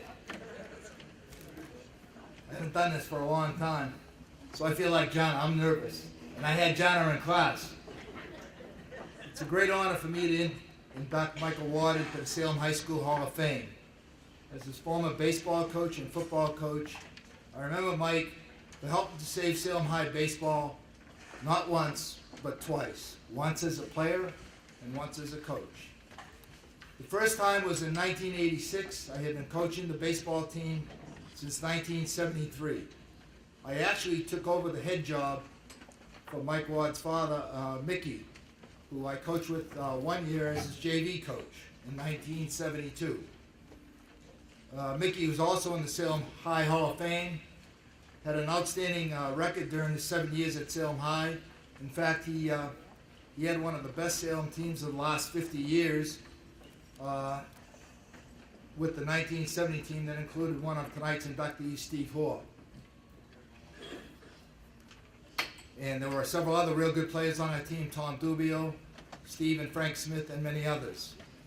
As I said, I coached with Mickey, and we had about a 500 record for 13 years after I took over for Mickey. Then Mike came along in 1986, and he was one of the leaders along with John McCormick, Dave McDonald, and Derek Carlson. And these guys were very serious about baseball. They played all the time, on weekends, in the summer, even when there was no practice. Mike and that team won 16 games and set the tone for all the teams that followed for the next 8 years. And as Dennis Skeeter said, great players make coaches look good. And we had a lot of great players in that 8 or 9 year period. The second time that Mike Ward saved Salem High baseball was in 2003 when he took over as head baseball coach. Salem had not had a winning team for about 8 or 9 years. And all Mike did was win 3 Northeast Conference championships and 3 Coach of the Year awards. It took me 22 years to win 3 Coach of the Year awards. As a football player, Mike did not have to save the football team because we almost always won under Coach Perone. Every year we would win at least 7 or 8 games. He was a smart player in all sports who never made a mental mistake. He was a safety. In fact, he sent me a note that said, we didn't give up a touchdown pass that whole year in 10 football games. And I know everybody's kind of bashing on the Patriots. We all love the Patriots and Bill Belichick. And Mike, maybe you can get a job to help the Patriots secondary. The Patriots had great records, but a lot of those games, fortunately, they can score 4 or 5 touchdowns a game. It looks like the defensive backs are like traffic cops during Halloween at Salem. After high school, Mike went on to Tufts, a great school, and he was all New England 2 years. And also, now in his first year at Salem State, he took over for Coach Perone. And all he did there was he hit the trifecta. He qualified for the NCAAs, he won the MASCAC title, and was Coach of the Year. Again, it's a great honor for me to introduce Mike Ward into the SHS Hall of Fame.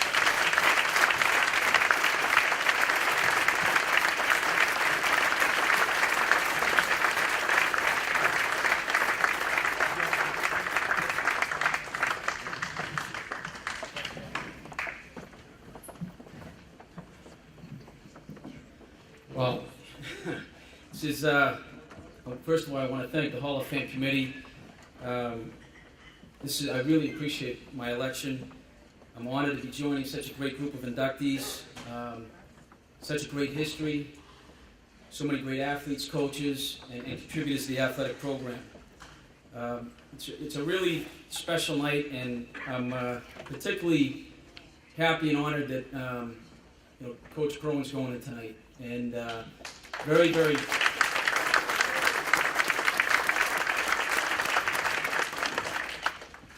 like a lot of people in the room, you grow up looking forward to playing Salem high school football. And it was such a tradition and such a program, and it's a long overdue honor for Coach Perone. So I'm very pleased, and I have mostly thank yous tonight. I don't have a lot of stories, but just a lot of thank yous, because I just feel so lucky. There's so many good people in my life who've helped me along the way.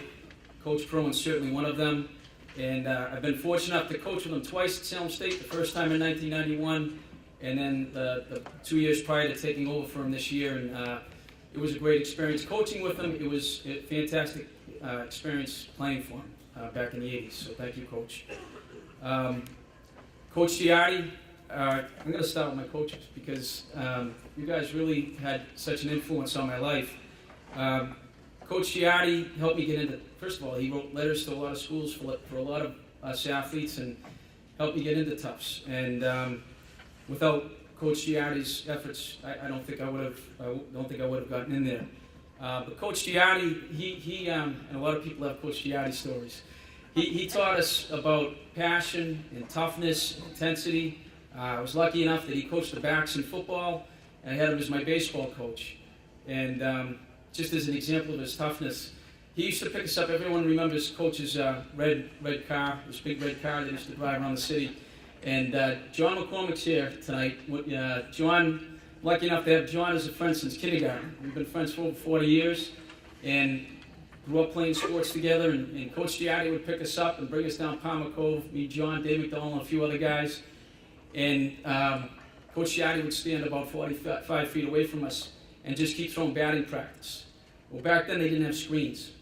So he's throwing batting practice, and we're up there, and we hit a line drive and go right off his back. Coach Giardi would go down, get up, pick up a ball, throw another pitch. So we would just stand there and just keep swinging because Coach Giardi would just keep throwing us.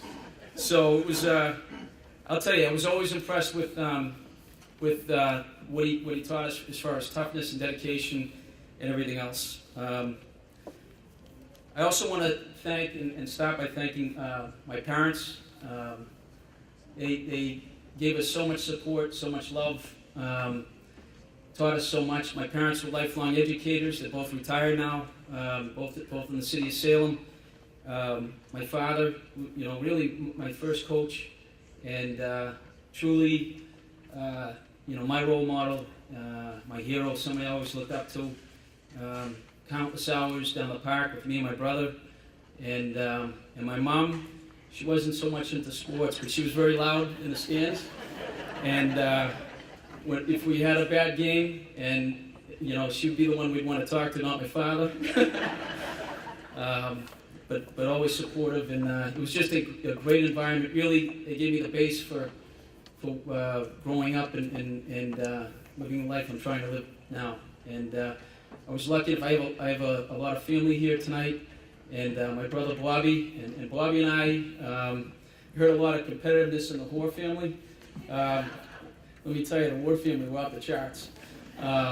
Bobby and I had a lot of fun growing up through the years, always played sports together. We were 2 years apart. Luckily, I was older, so that helped a little bit.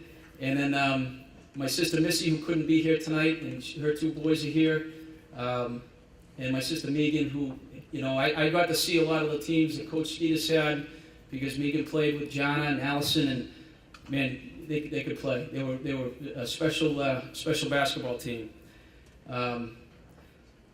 It's nice to see tonight. My Uncle Tim's here. He's my uncle. He's also my godfather. He always says he's in charge of my moral upbringing. He did an okay job. My Aunt Mary and Uncle Corey. My future brother-in-law Dan, who's marrying my sister Megan in August. We're all very, very happy about that. And my sister-in-law Kerry, who's actually, she's wonderful for my brother. And then, as far as the most important thing in my life, my family, my wife Tammy, being a coach's wife isn't the easiest thing, especially during the season. It's the hours, it's the emotional involvement, the highs and lows, and a lot of my former players are actually back in the corner, and some guys who coach with me. I can be a very passionate coach, so my wife has definitely been there as far as my sounding board, often my therapist, the only person in the world who will listen to me sometimes. And she's the love of my life, married 20 years, and my three children who I'm just so proud of, and I'm so happy they're here tonight to see this, and I love you guys. And then finally, I just want to wrap in the back. When I was here at Salem High, I coached 6 years. I had great assistant coaches, and I actually, looking back, when I played football for Salem High, one of the things I take away, Coach Brown always had an unbelievable coaching staff. He had Coach Giardi in the staff, but he also had Coach Marculia and Dave Wilbur, who's over in Beverly. He surrounded himself with great assistant coaches, and I think that's so important for a good program. You need great players, as Coach Skeetus says. You also need great assistants, and I couldn't ask for a more dedicated group of guys who coached with me. John Silk is over there. John Silk, talk about a guy who always put kids before everything else. He was all about the kids in our program, and he was 100% dedicated. Jamie Flynn, who you talked to, who we heard it from a little bit earlier, and his sister got inducted tonight. Jamie was with me for all 6 years. Fantastic coach, great teacher, great to have in the program. Jay Tarasuk, who's now the head coach of Marblehead High, just a fantastic coach. And Rodney Santos, who played for me and coached with me and couldn't be here tonight. But all just super coaches. We had a great time. A lot of fun trips on the coaches' conferences, and Friday nights at Buddha's Tavern after 3 games during the week, reflecting on the week. And then my players, and there's a number of them back there. And, you know, Coach had talked about his glasses. I can't see far, so I think I'm going to go off memory, but and I'll end with this. I sat down, and Alex Duran, who played for me in 2003, who was a very special player, and T.J. Larrabee, who was the catcher on my last team. They were both catchers, and they were both fantastic catchers. They sat next to me and said, "Okay, who is better?" And they were both outstanding. And you know, I'm gonna just something real quick on each of them. Tony Figueroa, we were talking, saved the game, made about a 300-foot throw with 1 out in the 7th inning. We were beating Marblehead by 1 run. Caught the ball, threw the guy out the plate at the end of the game. Literally the best throw I've ever seen in a high school game. I saw Matty Payne come in, and to this day, Matty made the greatest catch I've ever seen in high school or college coaching. Over his head, over his shoulder, kind of like a Willie Mays type catch. We beat Peabody 1-0 the first game in his senior year, and it was just a fantastic catch. Danny Reddy's here, hit a 420-foot home run against Lexington in the State 1 Division I tournament. Joel Esplat was the best player in the conference in 2006. These guys, you know, there was the drought that Coach talked about. These guys put the Salem High baseball back on the map, and I'm really fortunate and happy that I had the opportunity to coach them. And I'm really happy to be here tonight. I want to thank the committee again, and I'm very proud to be inducted in the Salem High Hall of Fame. Thank you very much.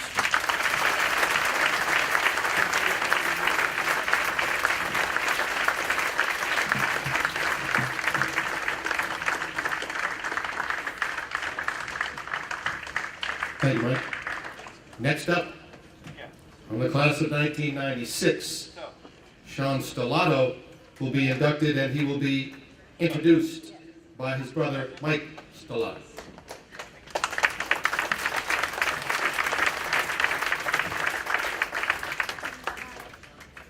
Let me adjust this a little bit. I've been adjusting it for about 15, 20 years already, so. I hate to do this, I have to put my glasses on, so when I do this, a lot of people mistaken me for Joe Pesci or Danny DeVito, so. First of all, I want to congratulate all the inductees on being inducted tonight in the Salem High Hall of Fame. What a great honor it is for you. I'm also privileged because my coach, my mentor, the man who gave me my opportunity to coach, is being inducted tonight. I'm so proud of him. It's well deserved. It's about time. And also, it's a great honor that I'm able to present my brother Sean at his induction into the 2013 Salem High Hall of Fame.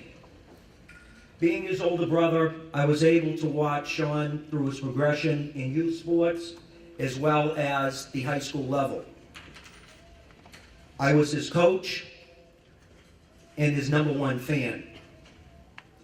I admired him like he was my son, and a lot of people thought he was, because wherever I went, Sean was right there, no matter where it was. Movies, you know, at the ballpark, as his coach, we went everywhere together. And to this day, I mean, he's my little buddy. With his height, I'm like his buddy.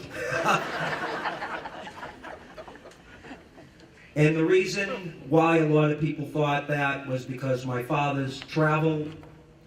He traveled quite a bit, so he wasn't around as much.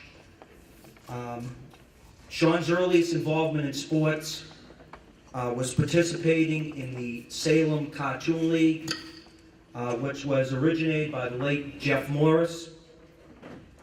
What a great basketball league that was. 25 cents, going to the gym every Saturday, and then a big pizza party, and Jeff always made it ideal for all the youngsters in the city of Salem. Shortly after that, he participated in Salem Youth Soccer, and he quickly became an elite soccer player. And my father, to this day, thought that was the avenue Sean was going to take because he did so well in soccer.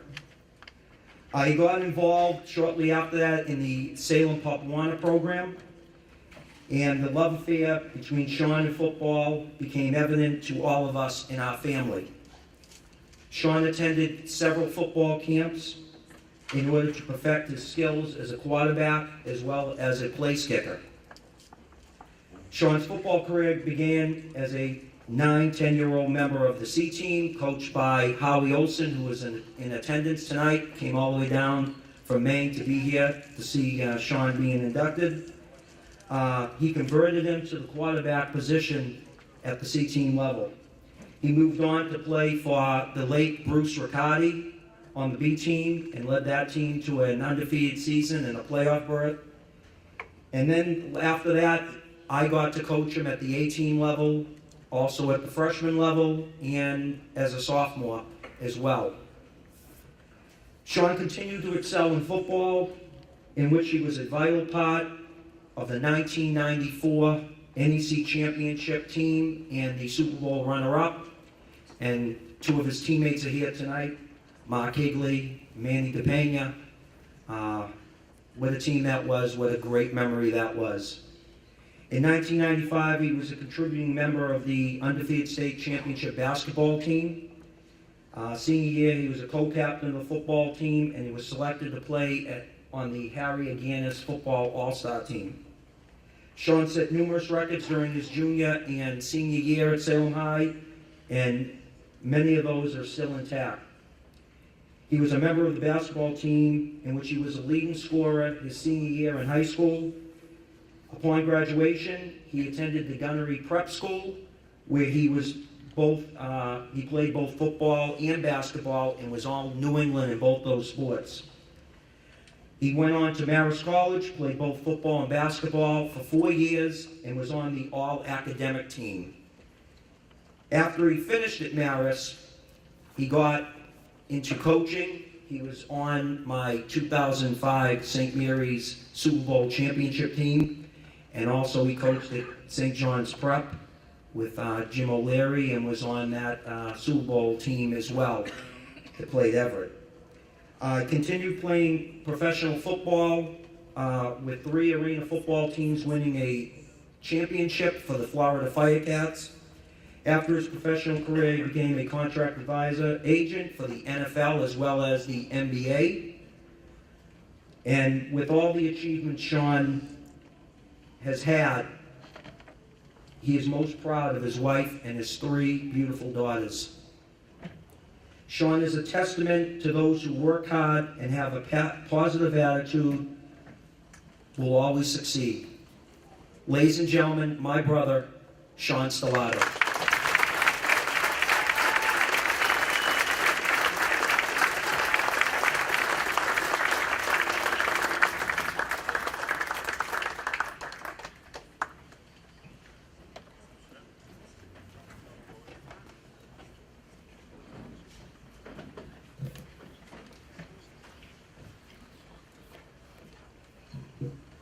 First time anyone's called me big or tall, but I appreciate that, Mike.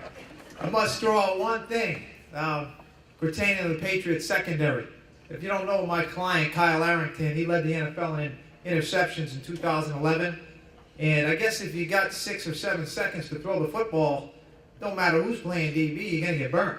So I rest my case on that. But I want to bring praise and glory to my Lord and Savior, Jesus Christ, for everything he's done for my family and I. I'm truly blessed to be standing here to celebrate my journey as a high school athlete. Most recently, I was inducted into the National Italian American Sports Hall of Fame. One of the questions they asked me, some of my proudest moments, was growing up in Salem, playing for Ken Perone, Coach Ken Perone, and the Salem Witches. Whatever achievements I've earned over the course of my life clearly have not been due to my abilities alone, but were due to the belief of so many. My circle of true believers, my beautiful wife Krista, my mom and dad, my brothers Eric and Michael, and my late grandmother Lillian Alva Stellato. I don't know where I would have ended up without you guys. I want to congratulate my fellow inductees. We've all traveled different paths to get here, and it's an honor to be here. Boy, my life has been a series of crossing patterns involving family and football, and I can't remember a time when football hasn't been a part of my life. My athletic journey began years back. I was a 9-year-old boy with a ball and a dream. I was actually so small and skinny, I used to wear suspenders to hold up my jockstrap.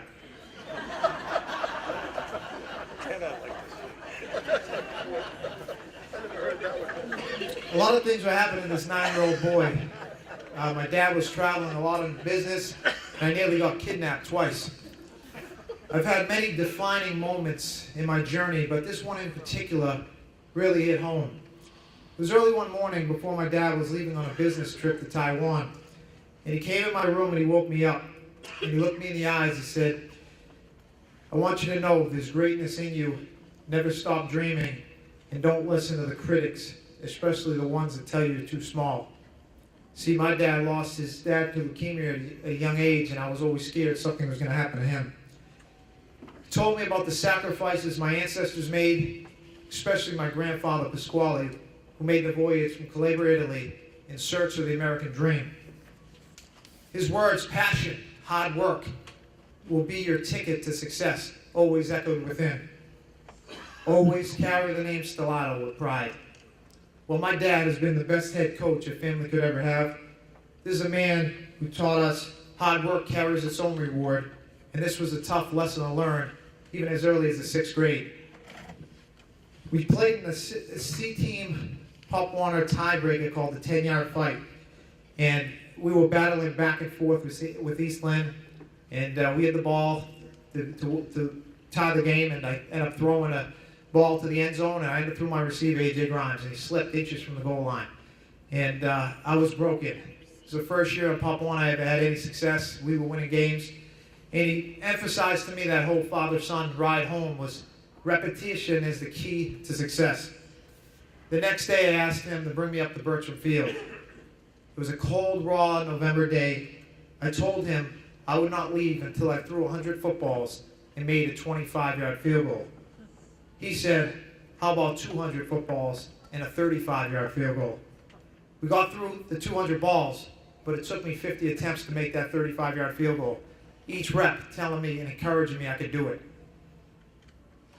Dad, thanks for being the best role model, for being there every day of my life and teaching me how to become a man. We stole a piece of time. The thing I love most about you is you didn't put an ounce of pressure on me to succeed. You didn't live through me. You gave me all the love and support. We got it done. I love you, Dad. At an early age, I realized you needed to be tough to survive. Like the time I was 5 and my brother Eric and his friends thought I was a rocket and they shot me up off their feet into the sky. I went about 20 feet, landed on my wrist, and broke. We thought we were tough, but the toughest was my mother, Gloria. Her love, energy, and support were always at my core. She's the strongest person I've ever met and my biggest fan. Before every game, she used to take my left hand, my throwing hand, kiss it, and hold it to her heart. My true hero and the wing beneath my wings. You are the glue that's held our family together, and you've always put your kids' desires above your own. I love you, Mom. I shared a room with my 2 older brothers, Michael and Eric. I actually got stuck in the cot. That's why I got back problems today. Reason being, my dad, the man he is, took in my aunt, my cousin, and my grandmother, Our. And boy, the memories of sharing a room with my 2 older boyhood idols, my brother Eric and Michael. You both paved the way in your own way to lay down the foundation to get me going on my journey. My older brother Mike taught me about hard work, consistency, and always provided me with a blueprint to succeed. I was his little buddy. Everywhere he went, I went. He was my wide receiver, rebounder, pitcher, and coach. You would not let me fail. And like Tina Turner said, you are simply the best. I love you, Mike. Eric has physically been with me every step of the way. He taught me the importance of getting it done in the classroom and to always follow my dreams. I learned from your mistakes. I love you, Big E. My grandmother, Lillian Always Stellato, will always be my true inspiration. She taught me about faith and how politics are things you cannot control. There was no replacement for hard work. Thanks for the memories. I think about you every day, and I know you're smiling down. I love you, Our. I actually took a ride through Salem today, and I visited some of the spots just to kind of go through memory lane, Witchcraft Heights School, and you know, my old neighborhood, Witchcraft Heights and Bertram Field, and I went through Cemetery, and it was just, it was an amazing experience to kind of reflect on the journey. To my beautiful wife, Krista, my friend, soulmate, and everything a husband can want, you are my Hall of Famer. I love you, baby. My daughters, Sophia Bella, Gianna, and Julietta, all three of my biggest accomplishments. Sky's the limit. I love you, girls. My nephews came up from Florida. Tyler, Troy, Vinny, and Michael. Follow your dreams. Hard work will lead you to the promised land. Football is the ultimate team sport. I'm not here because of me. That is not why I'm here. I'm here because of my people that contributed, my teammates and coaches, and, you know, basically believing in myself. None of my fellow inductees are here in this room, especially the football guys, without our teammates and coaches. No one travels this road alone. Men like Howie Olsen, my C-Team Pop Warner coach, and the late Bruce Riccardi. You guys developed my skills. You both were more than coaches. They gave me confidence that went far beyond the gridiron. For that, I thank you. My training partner, Chris Carroll, former Salem High Witch. Man, we tore it up on that track, day in and day out. Thank you for teaching me about vision. Much love, much respect. Coach Wilbur's stories about that when he taught me at Witchcraft Heights Elementary about playing for the Witches were all sources of motivation. Coach Mark Collier, I loved your ability to create exceptional defenses. Then there was Coach Brown. My dream as a kid was to play quarterback for Coach Ken Perone and the Salem High Witches. You made it an honor to wear the red and black. You taught us about those who came before us. The most organized, inspirational, and courageous coach I've ever played for. For 19 years you were snubbed, but I will say no more and I will take the high road. My wide receiver, Manuel DePena, someday you will be standing where I am. You were clutch, 7 wonders of the week, baby. Those dreams are now, they became reality. My former captain, Mark Higley, he defined a leader. The 1994 season is a season I will cherish for the rest of my life. That's why I decided to write a book on it. It's going to be published later this year and will be epic. I want to thank the new Hall of Fame committee, especially Janet Crane. Without you guys, Coach Brown and I would not be standing here tonight. A special thank you to Tom Fury for being so persistent and never backing down. It feels good to know my hard work and accomplishments are being recognized. I truly believe that none of us are anything until the least of us is something. The great writer James Baldwin said, "Naked I came into this world, and naked I shall leave." We are bound to leave everything we accomplish in this lifetime behind, passing it on. So leave a legacy, so you and your family can be proud. There are no shortcuts on the road to success. That is the road I'm traveling. My late grandmother was the foundation of my faith. Was a proud Italian woman. She told me a great story as a child that I want to share with you. In a little town in southern Italy, the statue of Christ was shattered by the German soldiers as they left town in 1944. The priest told the men to go search for the legs, head, and arms, and then assemble them in this town square while the women folk prepared a village feast. At dusk, the children came to the priest in despair. "Padre, we have tried to put back the statue for Jesus, but he has no hands. They're shattered into bits. Children, don't you realize you are his hands?" A wise man once told me, "The best revenge is success." Buonanotte and God bless.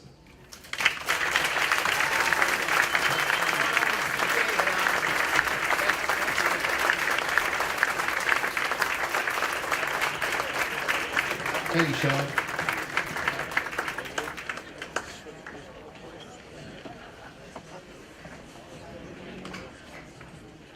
And last but not least,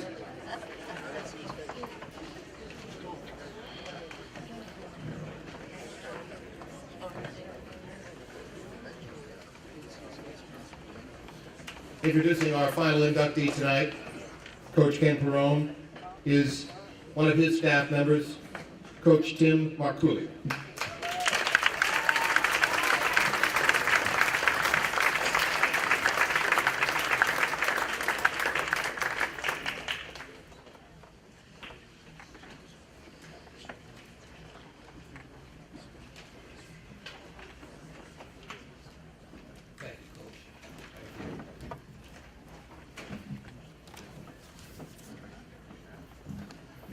Good evening, everyone.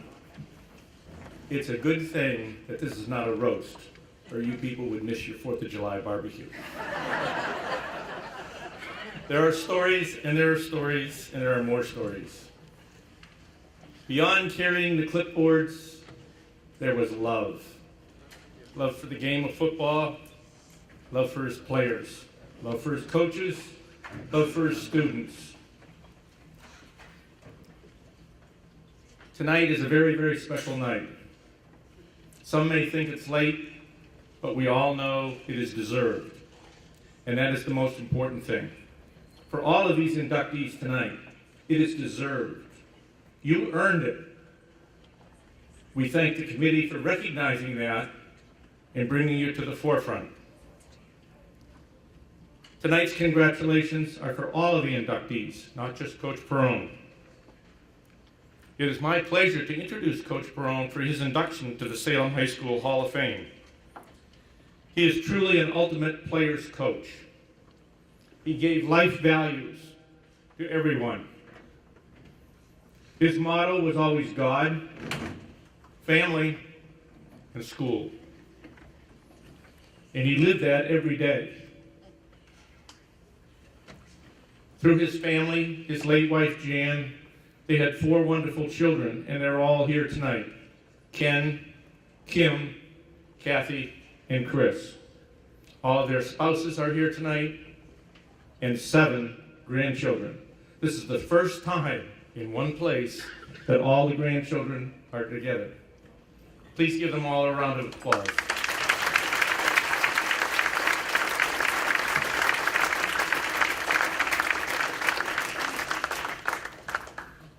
Some traveled great distances to be here, so it is a real sacrifice on their part. But again, it's out of love for the family. My relationship with Coach Perrone began in 1962, before a lot of you were born, and somewhat late for some of you other folks. But 1962, I was a skinny kid with glasses, with no experience in football. I was an Air Force brat, just came back from England, had 3 years in England with my family, and I ended up at John Baptist High School in Bangor, Maine. I had no clue where that was. I didn't know it was so cold up there, and I certainly didn't know Coach Perrone at the time. But he made me into a football player. He taught me the game. Ken had gone to the University of Maine. I was supposed to go to Boston University, but my father got orders for Vietnam and asked me to stay home and help with the family. So I did. I went to the University of Maine. Little did I know that Coach Perrone was prepping me to have a teaching career and to coach football with him. I coached with him at Brewer High School, Brewer, Maine, the Brewer Witches. It's a great story. While on vacation, Mr. Ron Plant from Salem, looking for a football coach, asked around, says, who's the best coach around? Everyone said, Coach Ken Perrone. So I'm getting out of the Army myself at this time, back from Vietnam. I think I'm going to Brewer. I'm going to be a Brewer Witch. Ken says, nah, I think we got some change of plans here. We're going to Salem, Massachusetts. I go, what? How can you leave the Witches? He says, it'll be all right. They're called shipbuilders. I said, shipbuilders? How do you cheer for shipbuilders? He says, well, they go, yay ship, yay ship, yay builders, yay shipbuilders. I go, I don't know, Coach. That doesn't seem right to me. Well, Mr. Plant had an interview, and I says, you got to do something about that mascot. He says, well, if you guys agree to come down to Salem, he says, I'll get it changed. Well, we come down for the interview. We drive into Salem. What's the sign say? Welcome to Salem, home of the witches. I go, hey, that's great, we're home. He says, we're in, come us in. And what a great change. Thank you, Mr. Plant.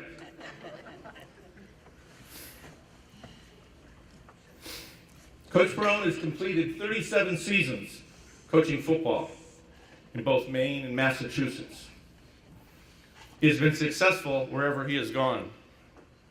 He's posted 6 state titles, 1 New England championship, and 6 undefeated seasons. Ken is also a legendary baseball coach in both Maine and Massachusetts. Together, he has won over 1,400 games. He's been named Coach of the Year 16 times for the 2 sports. Coach Perone and I came to Salem in 1973. He has amassed a school record of 151 wins, 62 losses, 8 ties over 22 years. We were hoping it would be longer, but 22 was the number we ended at. Among those 22 years were 5 conference championships and 2 Super Bowl appearances. Remarkably, the Super Bowl appearances were 20 years apart, 1974 and 1994. Coach has always been a model of consistency, and it was because of his love for the game and his organization. He has taught me those things, and he has taught all of his players those things. Coach Perone has been inducted to 7 Halls of Fame. They are the Massachusetts State High School Coaches Hall of Fame, 1992, the State of Maine All Sports Hall of Fame, 2009, the Southern Connecticut Diamond Hall of Fame in 2010, the Greater New Haven Legends Hall of Fame in 2011, my high school, John Baptist High School Hall of Fame in 2011, Hampton, Connecticut High School Hall of Fame in 2012, Salem State University in 2012. Tonight is a very special night. Not because it's number 8, the number doesn't matter, but because it is Salem High School. Salem High School was our life for 22 years. This is very, very special to me and to Ken and to his family and to all of you. Your attendance here tonight proves that fact. For all the players, all the parents, coaches, boosters, and supporters, it is a privilege and a personal honor to introduce to you for induction, Coach Ken Perone.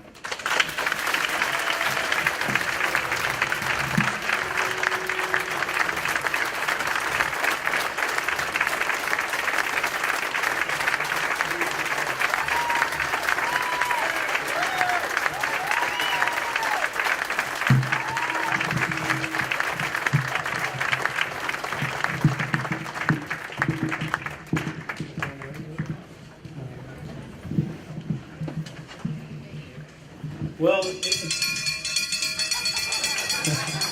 that's Barbara Newman over there. I asked her where her cowbell was because when I came here, every single game she'd be up in the stands. And I'm very fortunate to coach her sons, and she had that cowbell for 22 years while I was coaching, and just one of the great, great families. To be honest with you, I thought I'd be on the other side of the ground before I got a chance to stand here for the Salem High School Hall of Fame. It was a long time. I knew it was going to happen, but it didn't happen, and I just kind of thanked God for the things that I had and the things that I didn't have. I feel very fortunate, though, that it's happened when it did, because it couldn't be any better. I had Allison Flynn and I had Matt Horgan from the kindergarten to the 5th grade. I could have told you way back then they were both going to be great athletes as well as great people. Michael Ward, who was here a little while ago, I love Michael like a son. He was handpicked by myself and Tim Shea to succeed me. He coached with me twice, played for me, and as I said, I couldn't be more prouder than Michael if he was my own flesh and blood. And then there's Sean Stellato. He was my last quarterback, and if I take a little longer tonight, it's because of Sean. I'd be very remiss if I didn't tell this story. We had just lost in 1993 to Beverly on Thanksgiving Day, and I was feeling pretty down. And there's a knock on my door, and Sean comes in, and he says, "Coach, I want to be your quarterback. I can lead you to the Super Bowl." Now here's this kid, 5 foot nothing, 120 pounds, soaking wet, and he's telling me, Coach, if I'm your quarterback next year, I'm going to lead you to the Super Bowl. Now, I'm looking at this kid and I'm thinking, is he on something? Is he nuts? We had just lost 22 players from a team that went 8-2. We only had 2 returning starters, Mark Higley and Seth Witten, coming back the following year. So we were going to reload, and it was going to be very difficult. And the other thing is, we hadn't gone to the Super Bowl in 20 years. As Niz Wintowski will tell you, I figured out we would have gone, if it was today's way of having Super Bowls, we would have gone 9 times to a Super Bowl. They've watered it down so much now. Back then, Falmouth went undefeated, and they didn't go to the Super Bowl. We had a lot of great teams that went 9-1 or 8-2 and didn't go to the Super Bowl. And here's this kid telling me that he's going to lead us to the Super Bowl. Well, to make a long story short, he works hard over the summer, and I want my grandkids to listen to this, because the 2 hardest workers I've ever coached were John Keenan and Sean Stiletto. They were self-made football players by what they did off the field. And so anyway, the following year comes in, and we have a young team, and Sean comes back. He put a lot of work, and he's grown a little and everything else, and he's looking pretty good. Not great, but pretty good. And so we decided to let him share the quarterback spot, since we were building for the following year with Sean Sullivan.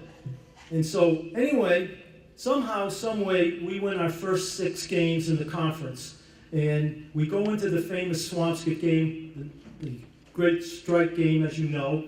And Sean has his coming out day. He kicks a field goal and throws 2 touchdown passes, and we upset Swampscott, who was favored along with Beverly, to win the championship. The next week, we go down to Winthrop, and we should have won that ball game, but with 6 minutes to go, we're losing 21-6, and a lot of people left the ball game, and I'm getting ready for my loser speech and everything else. And Sean takes us on about a 60-yard touchdown drive. We cut the score to 21-14, and we need a miracle to get the ball back. And we get the ball back on a fumble by Winthrop. And on the very last play of the game, we set up a play, and Sean throws a 42-yard touchdown pass to the back of the end zone to that young man over there, Matty DePena. We run for the 2 extra points, and we win 22-21. And Bill Kaporis is up in the press box, and you can hear him on our film yelling, "A team of destiny, a team of destiny." And down below is Sean carrying on with the reporters, telling them, all the reporters with tears running down his cheeks, "Everybody loves us. Everybody loves us. We're Americans' team." Right? So now we go into the Beverly game, and if Beverly wins, it's going to create a 3-way tie for the championship. We're undefeated. Beverly and Swampscott have each lost 1 ball game. And we lead almost the whole ball game, 10-6, and then heartbreak. In the last 2 minutes of the game, Jimmy Foltz runs 68 yards on a 4th down play for Beverly. The Beverly side goes absolutely crazy, and the Salem side just sitting there stunned, and we fall behind 13-10 with less than 2 minutes to go in the game. We get the ball back, and again, Sean hits 2 quick passes to the midfield. We call timeout, and we figure maybe we can, catch lightning twice in a bottle, and we set up the same play that beat Winthrop. Sean throws another bullet down the middle of the field, about 48 yards, and Manny again catches the ball, but this time they knock him down on the 4-yard line with 30 seconds to go in the ball game. We give it to the E-Train, Elvin Rodriguez, and he dances into the end zone, and we go to the Super Bowl. That 5'0", 122 pounds soaking wet the year before, who came into my office and said, "Coach, I want to be the quarterback. I'll lead you to the Super Bowl," did just that. And in my eyes, Sean became the greatest prophet in the history of Salem. And if I was a millionaire, Sean, I would have set up a statue to it for you, St. Sean on it.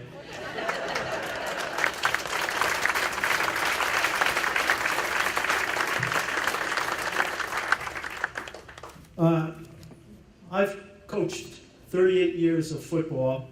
I taught 50 years, and I coached 60 baseball seasons, including my summer teams.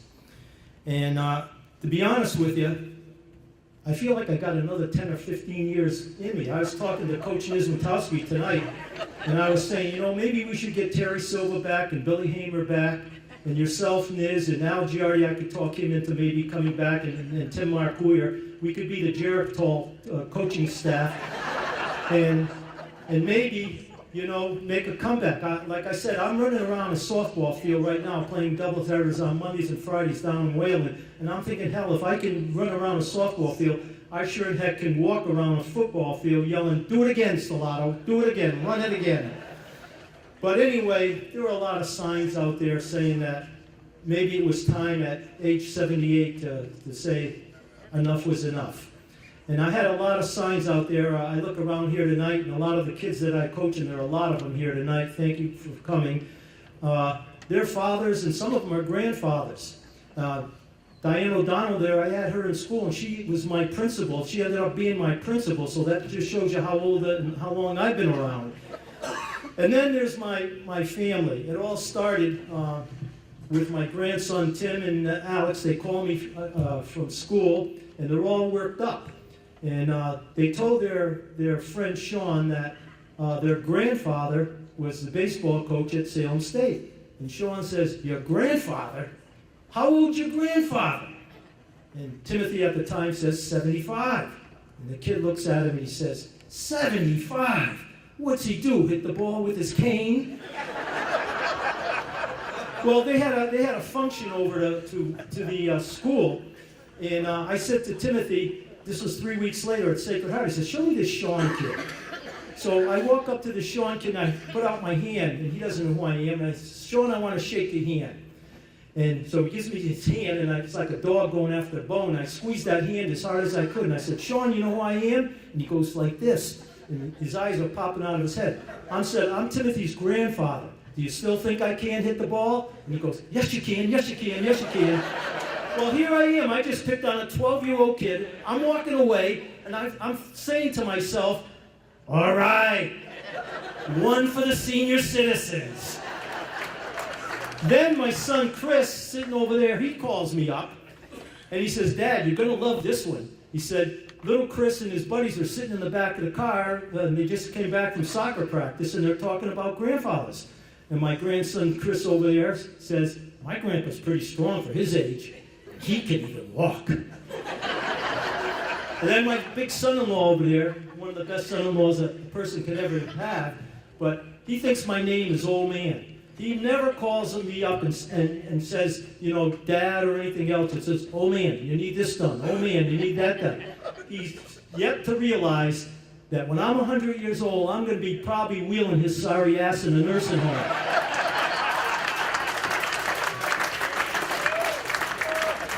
And then I had a football player, Dan Rand.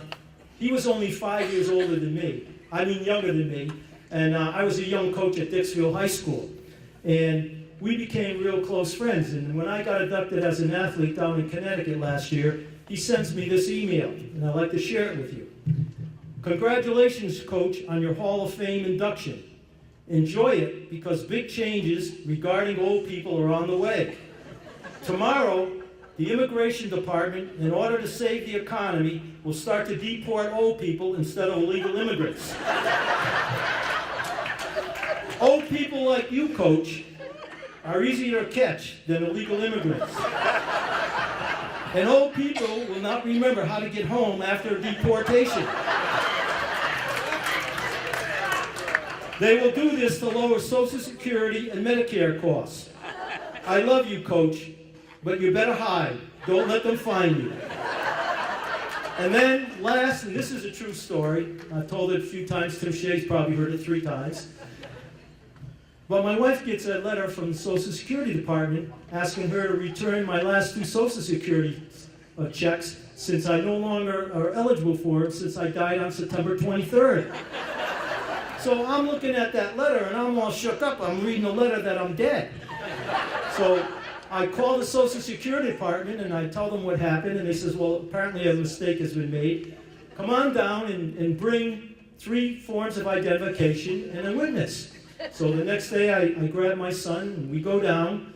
I show him the 3 forms of identification. She looks at my son.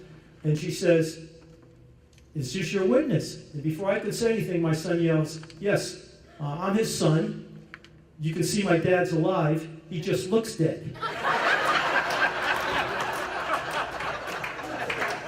Thank God that my wife Cindy was a senior director for an international cosmetic company for 20 years and was able to give me a makeover for the night. Getting a little serious, I want to thank a few people here. First of all, Tom Fury, where are you? Tom, is he here? Thank you so much, Tom, for believing me.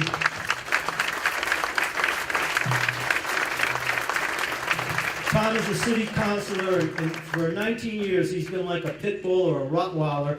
You know, he just would not let it die, and he is one of the big reasons why I'm probably standing here tonight, because his persistence about getting this Hall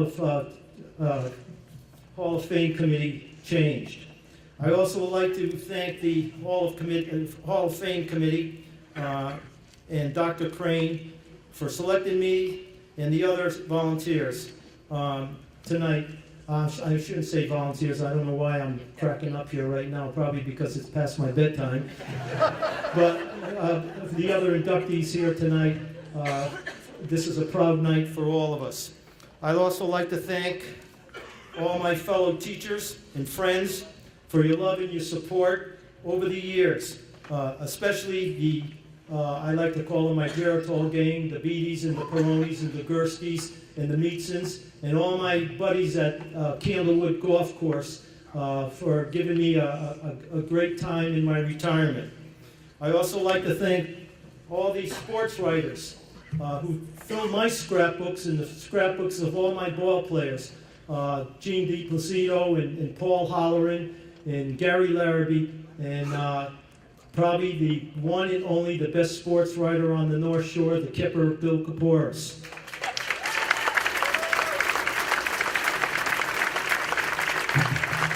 I also like to thank the late John Carr and Paul Higgins, my two athletic directors that believed in me and always supported me.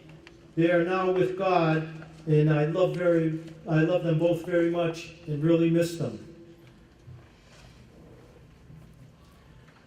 I'd like to also thank Ron Plant for digging me out of Maine and bringing me to Salem. Ron has been a true friend in good times and bad times, and I really appreciate it. If anybody's ever stayed by me and supported me since I've been here, it's been Ron Plant. Ronnie, where are you? Thank you so much, Ron. I love you.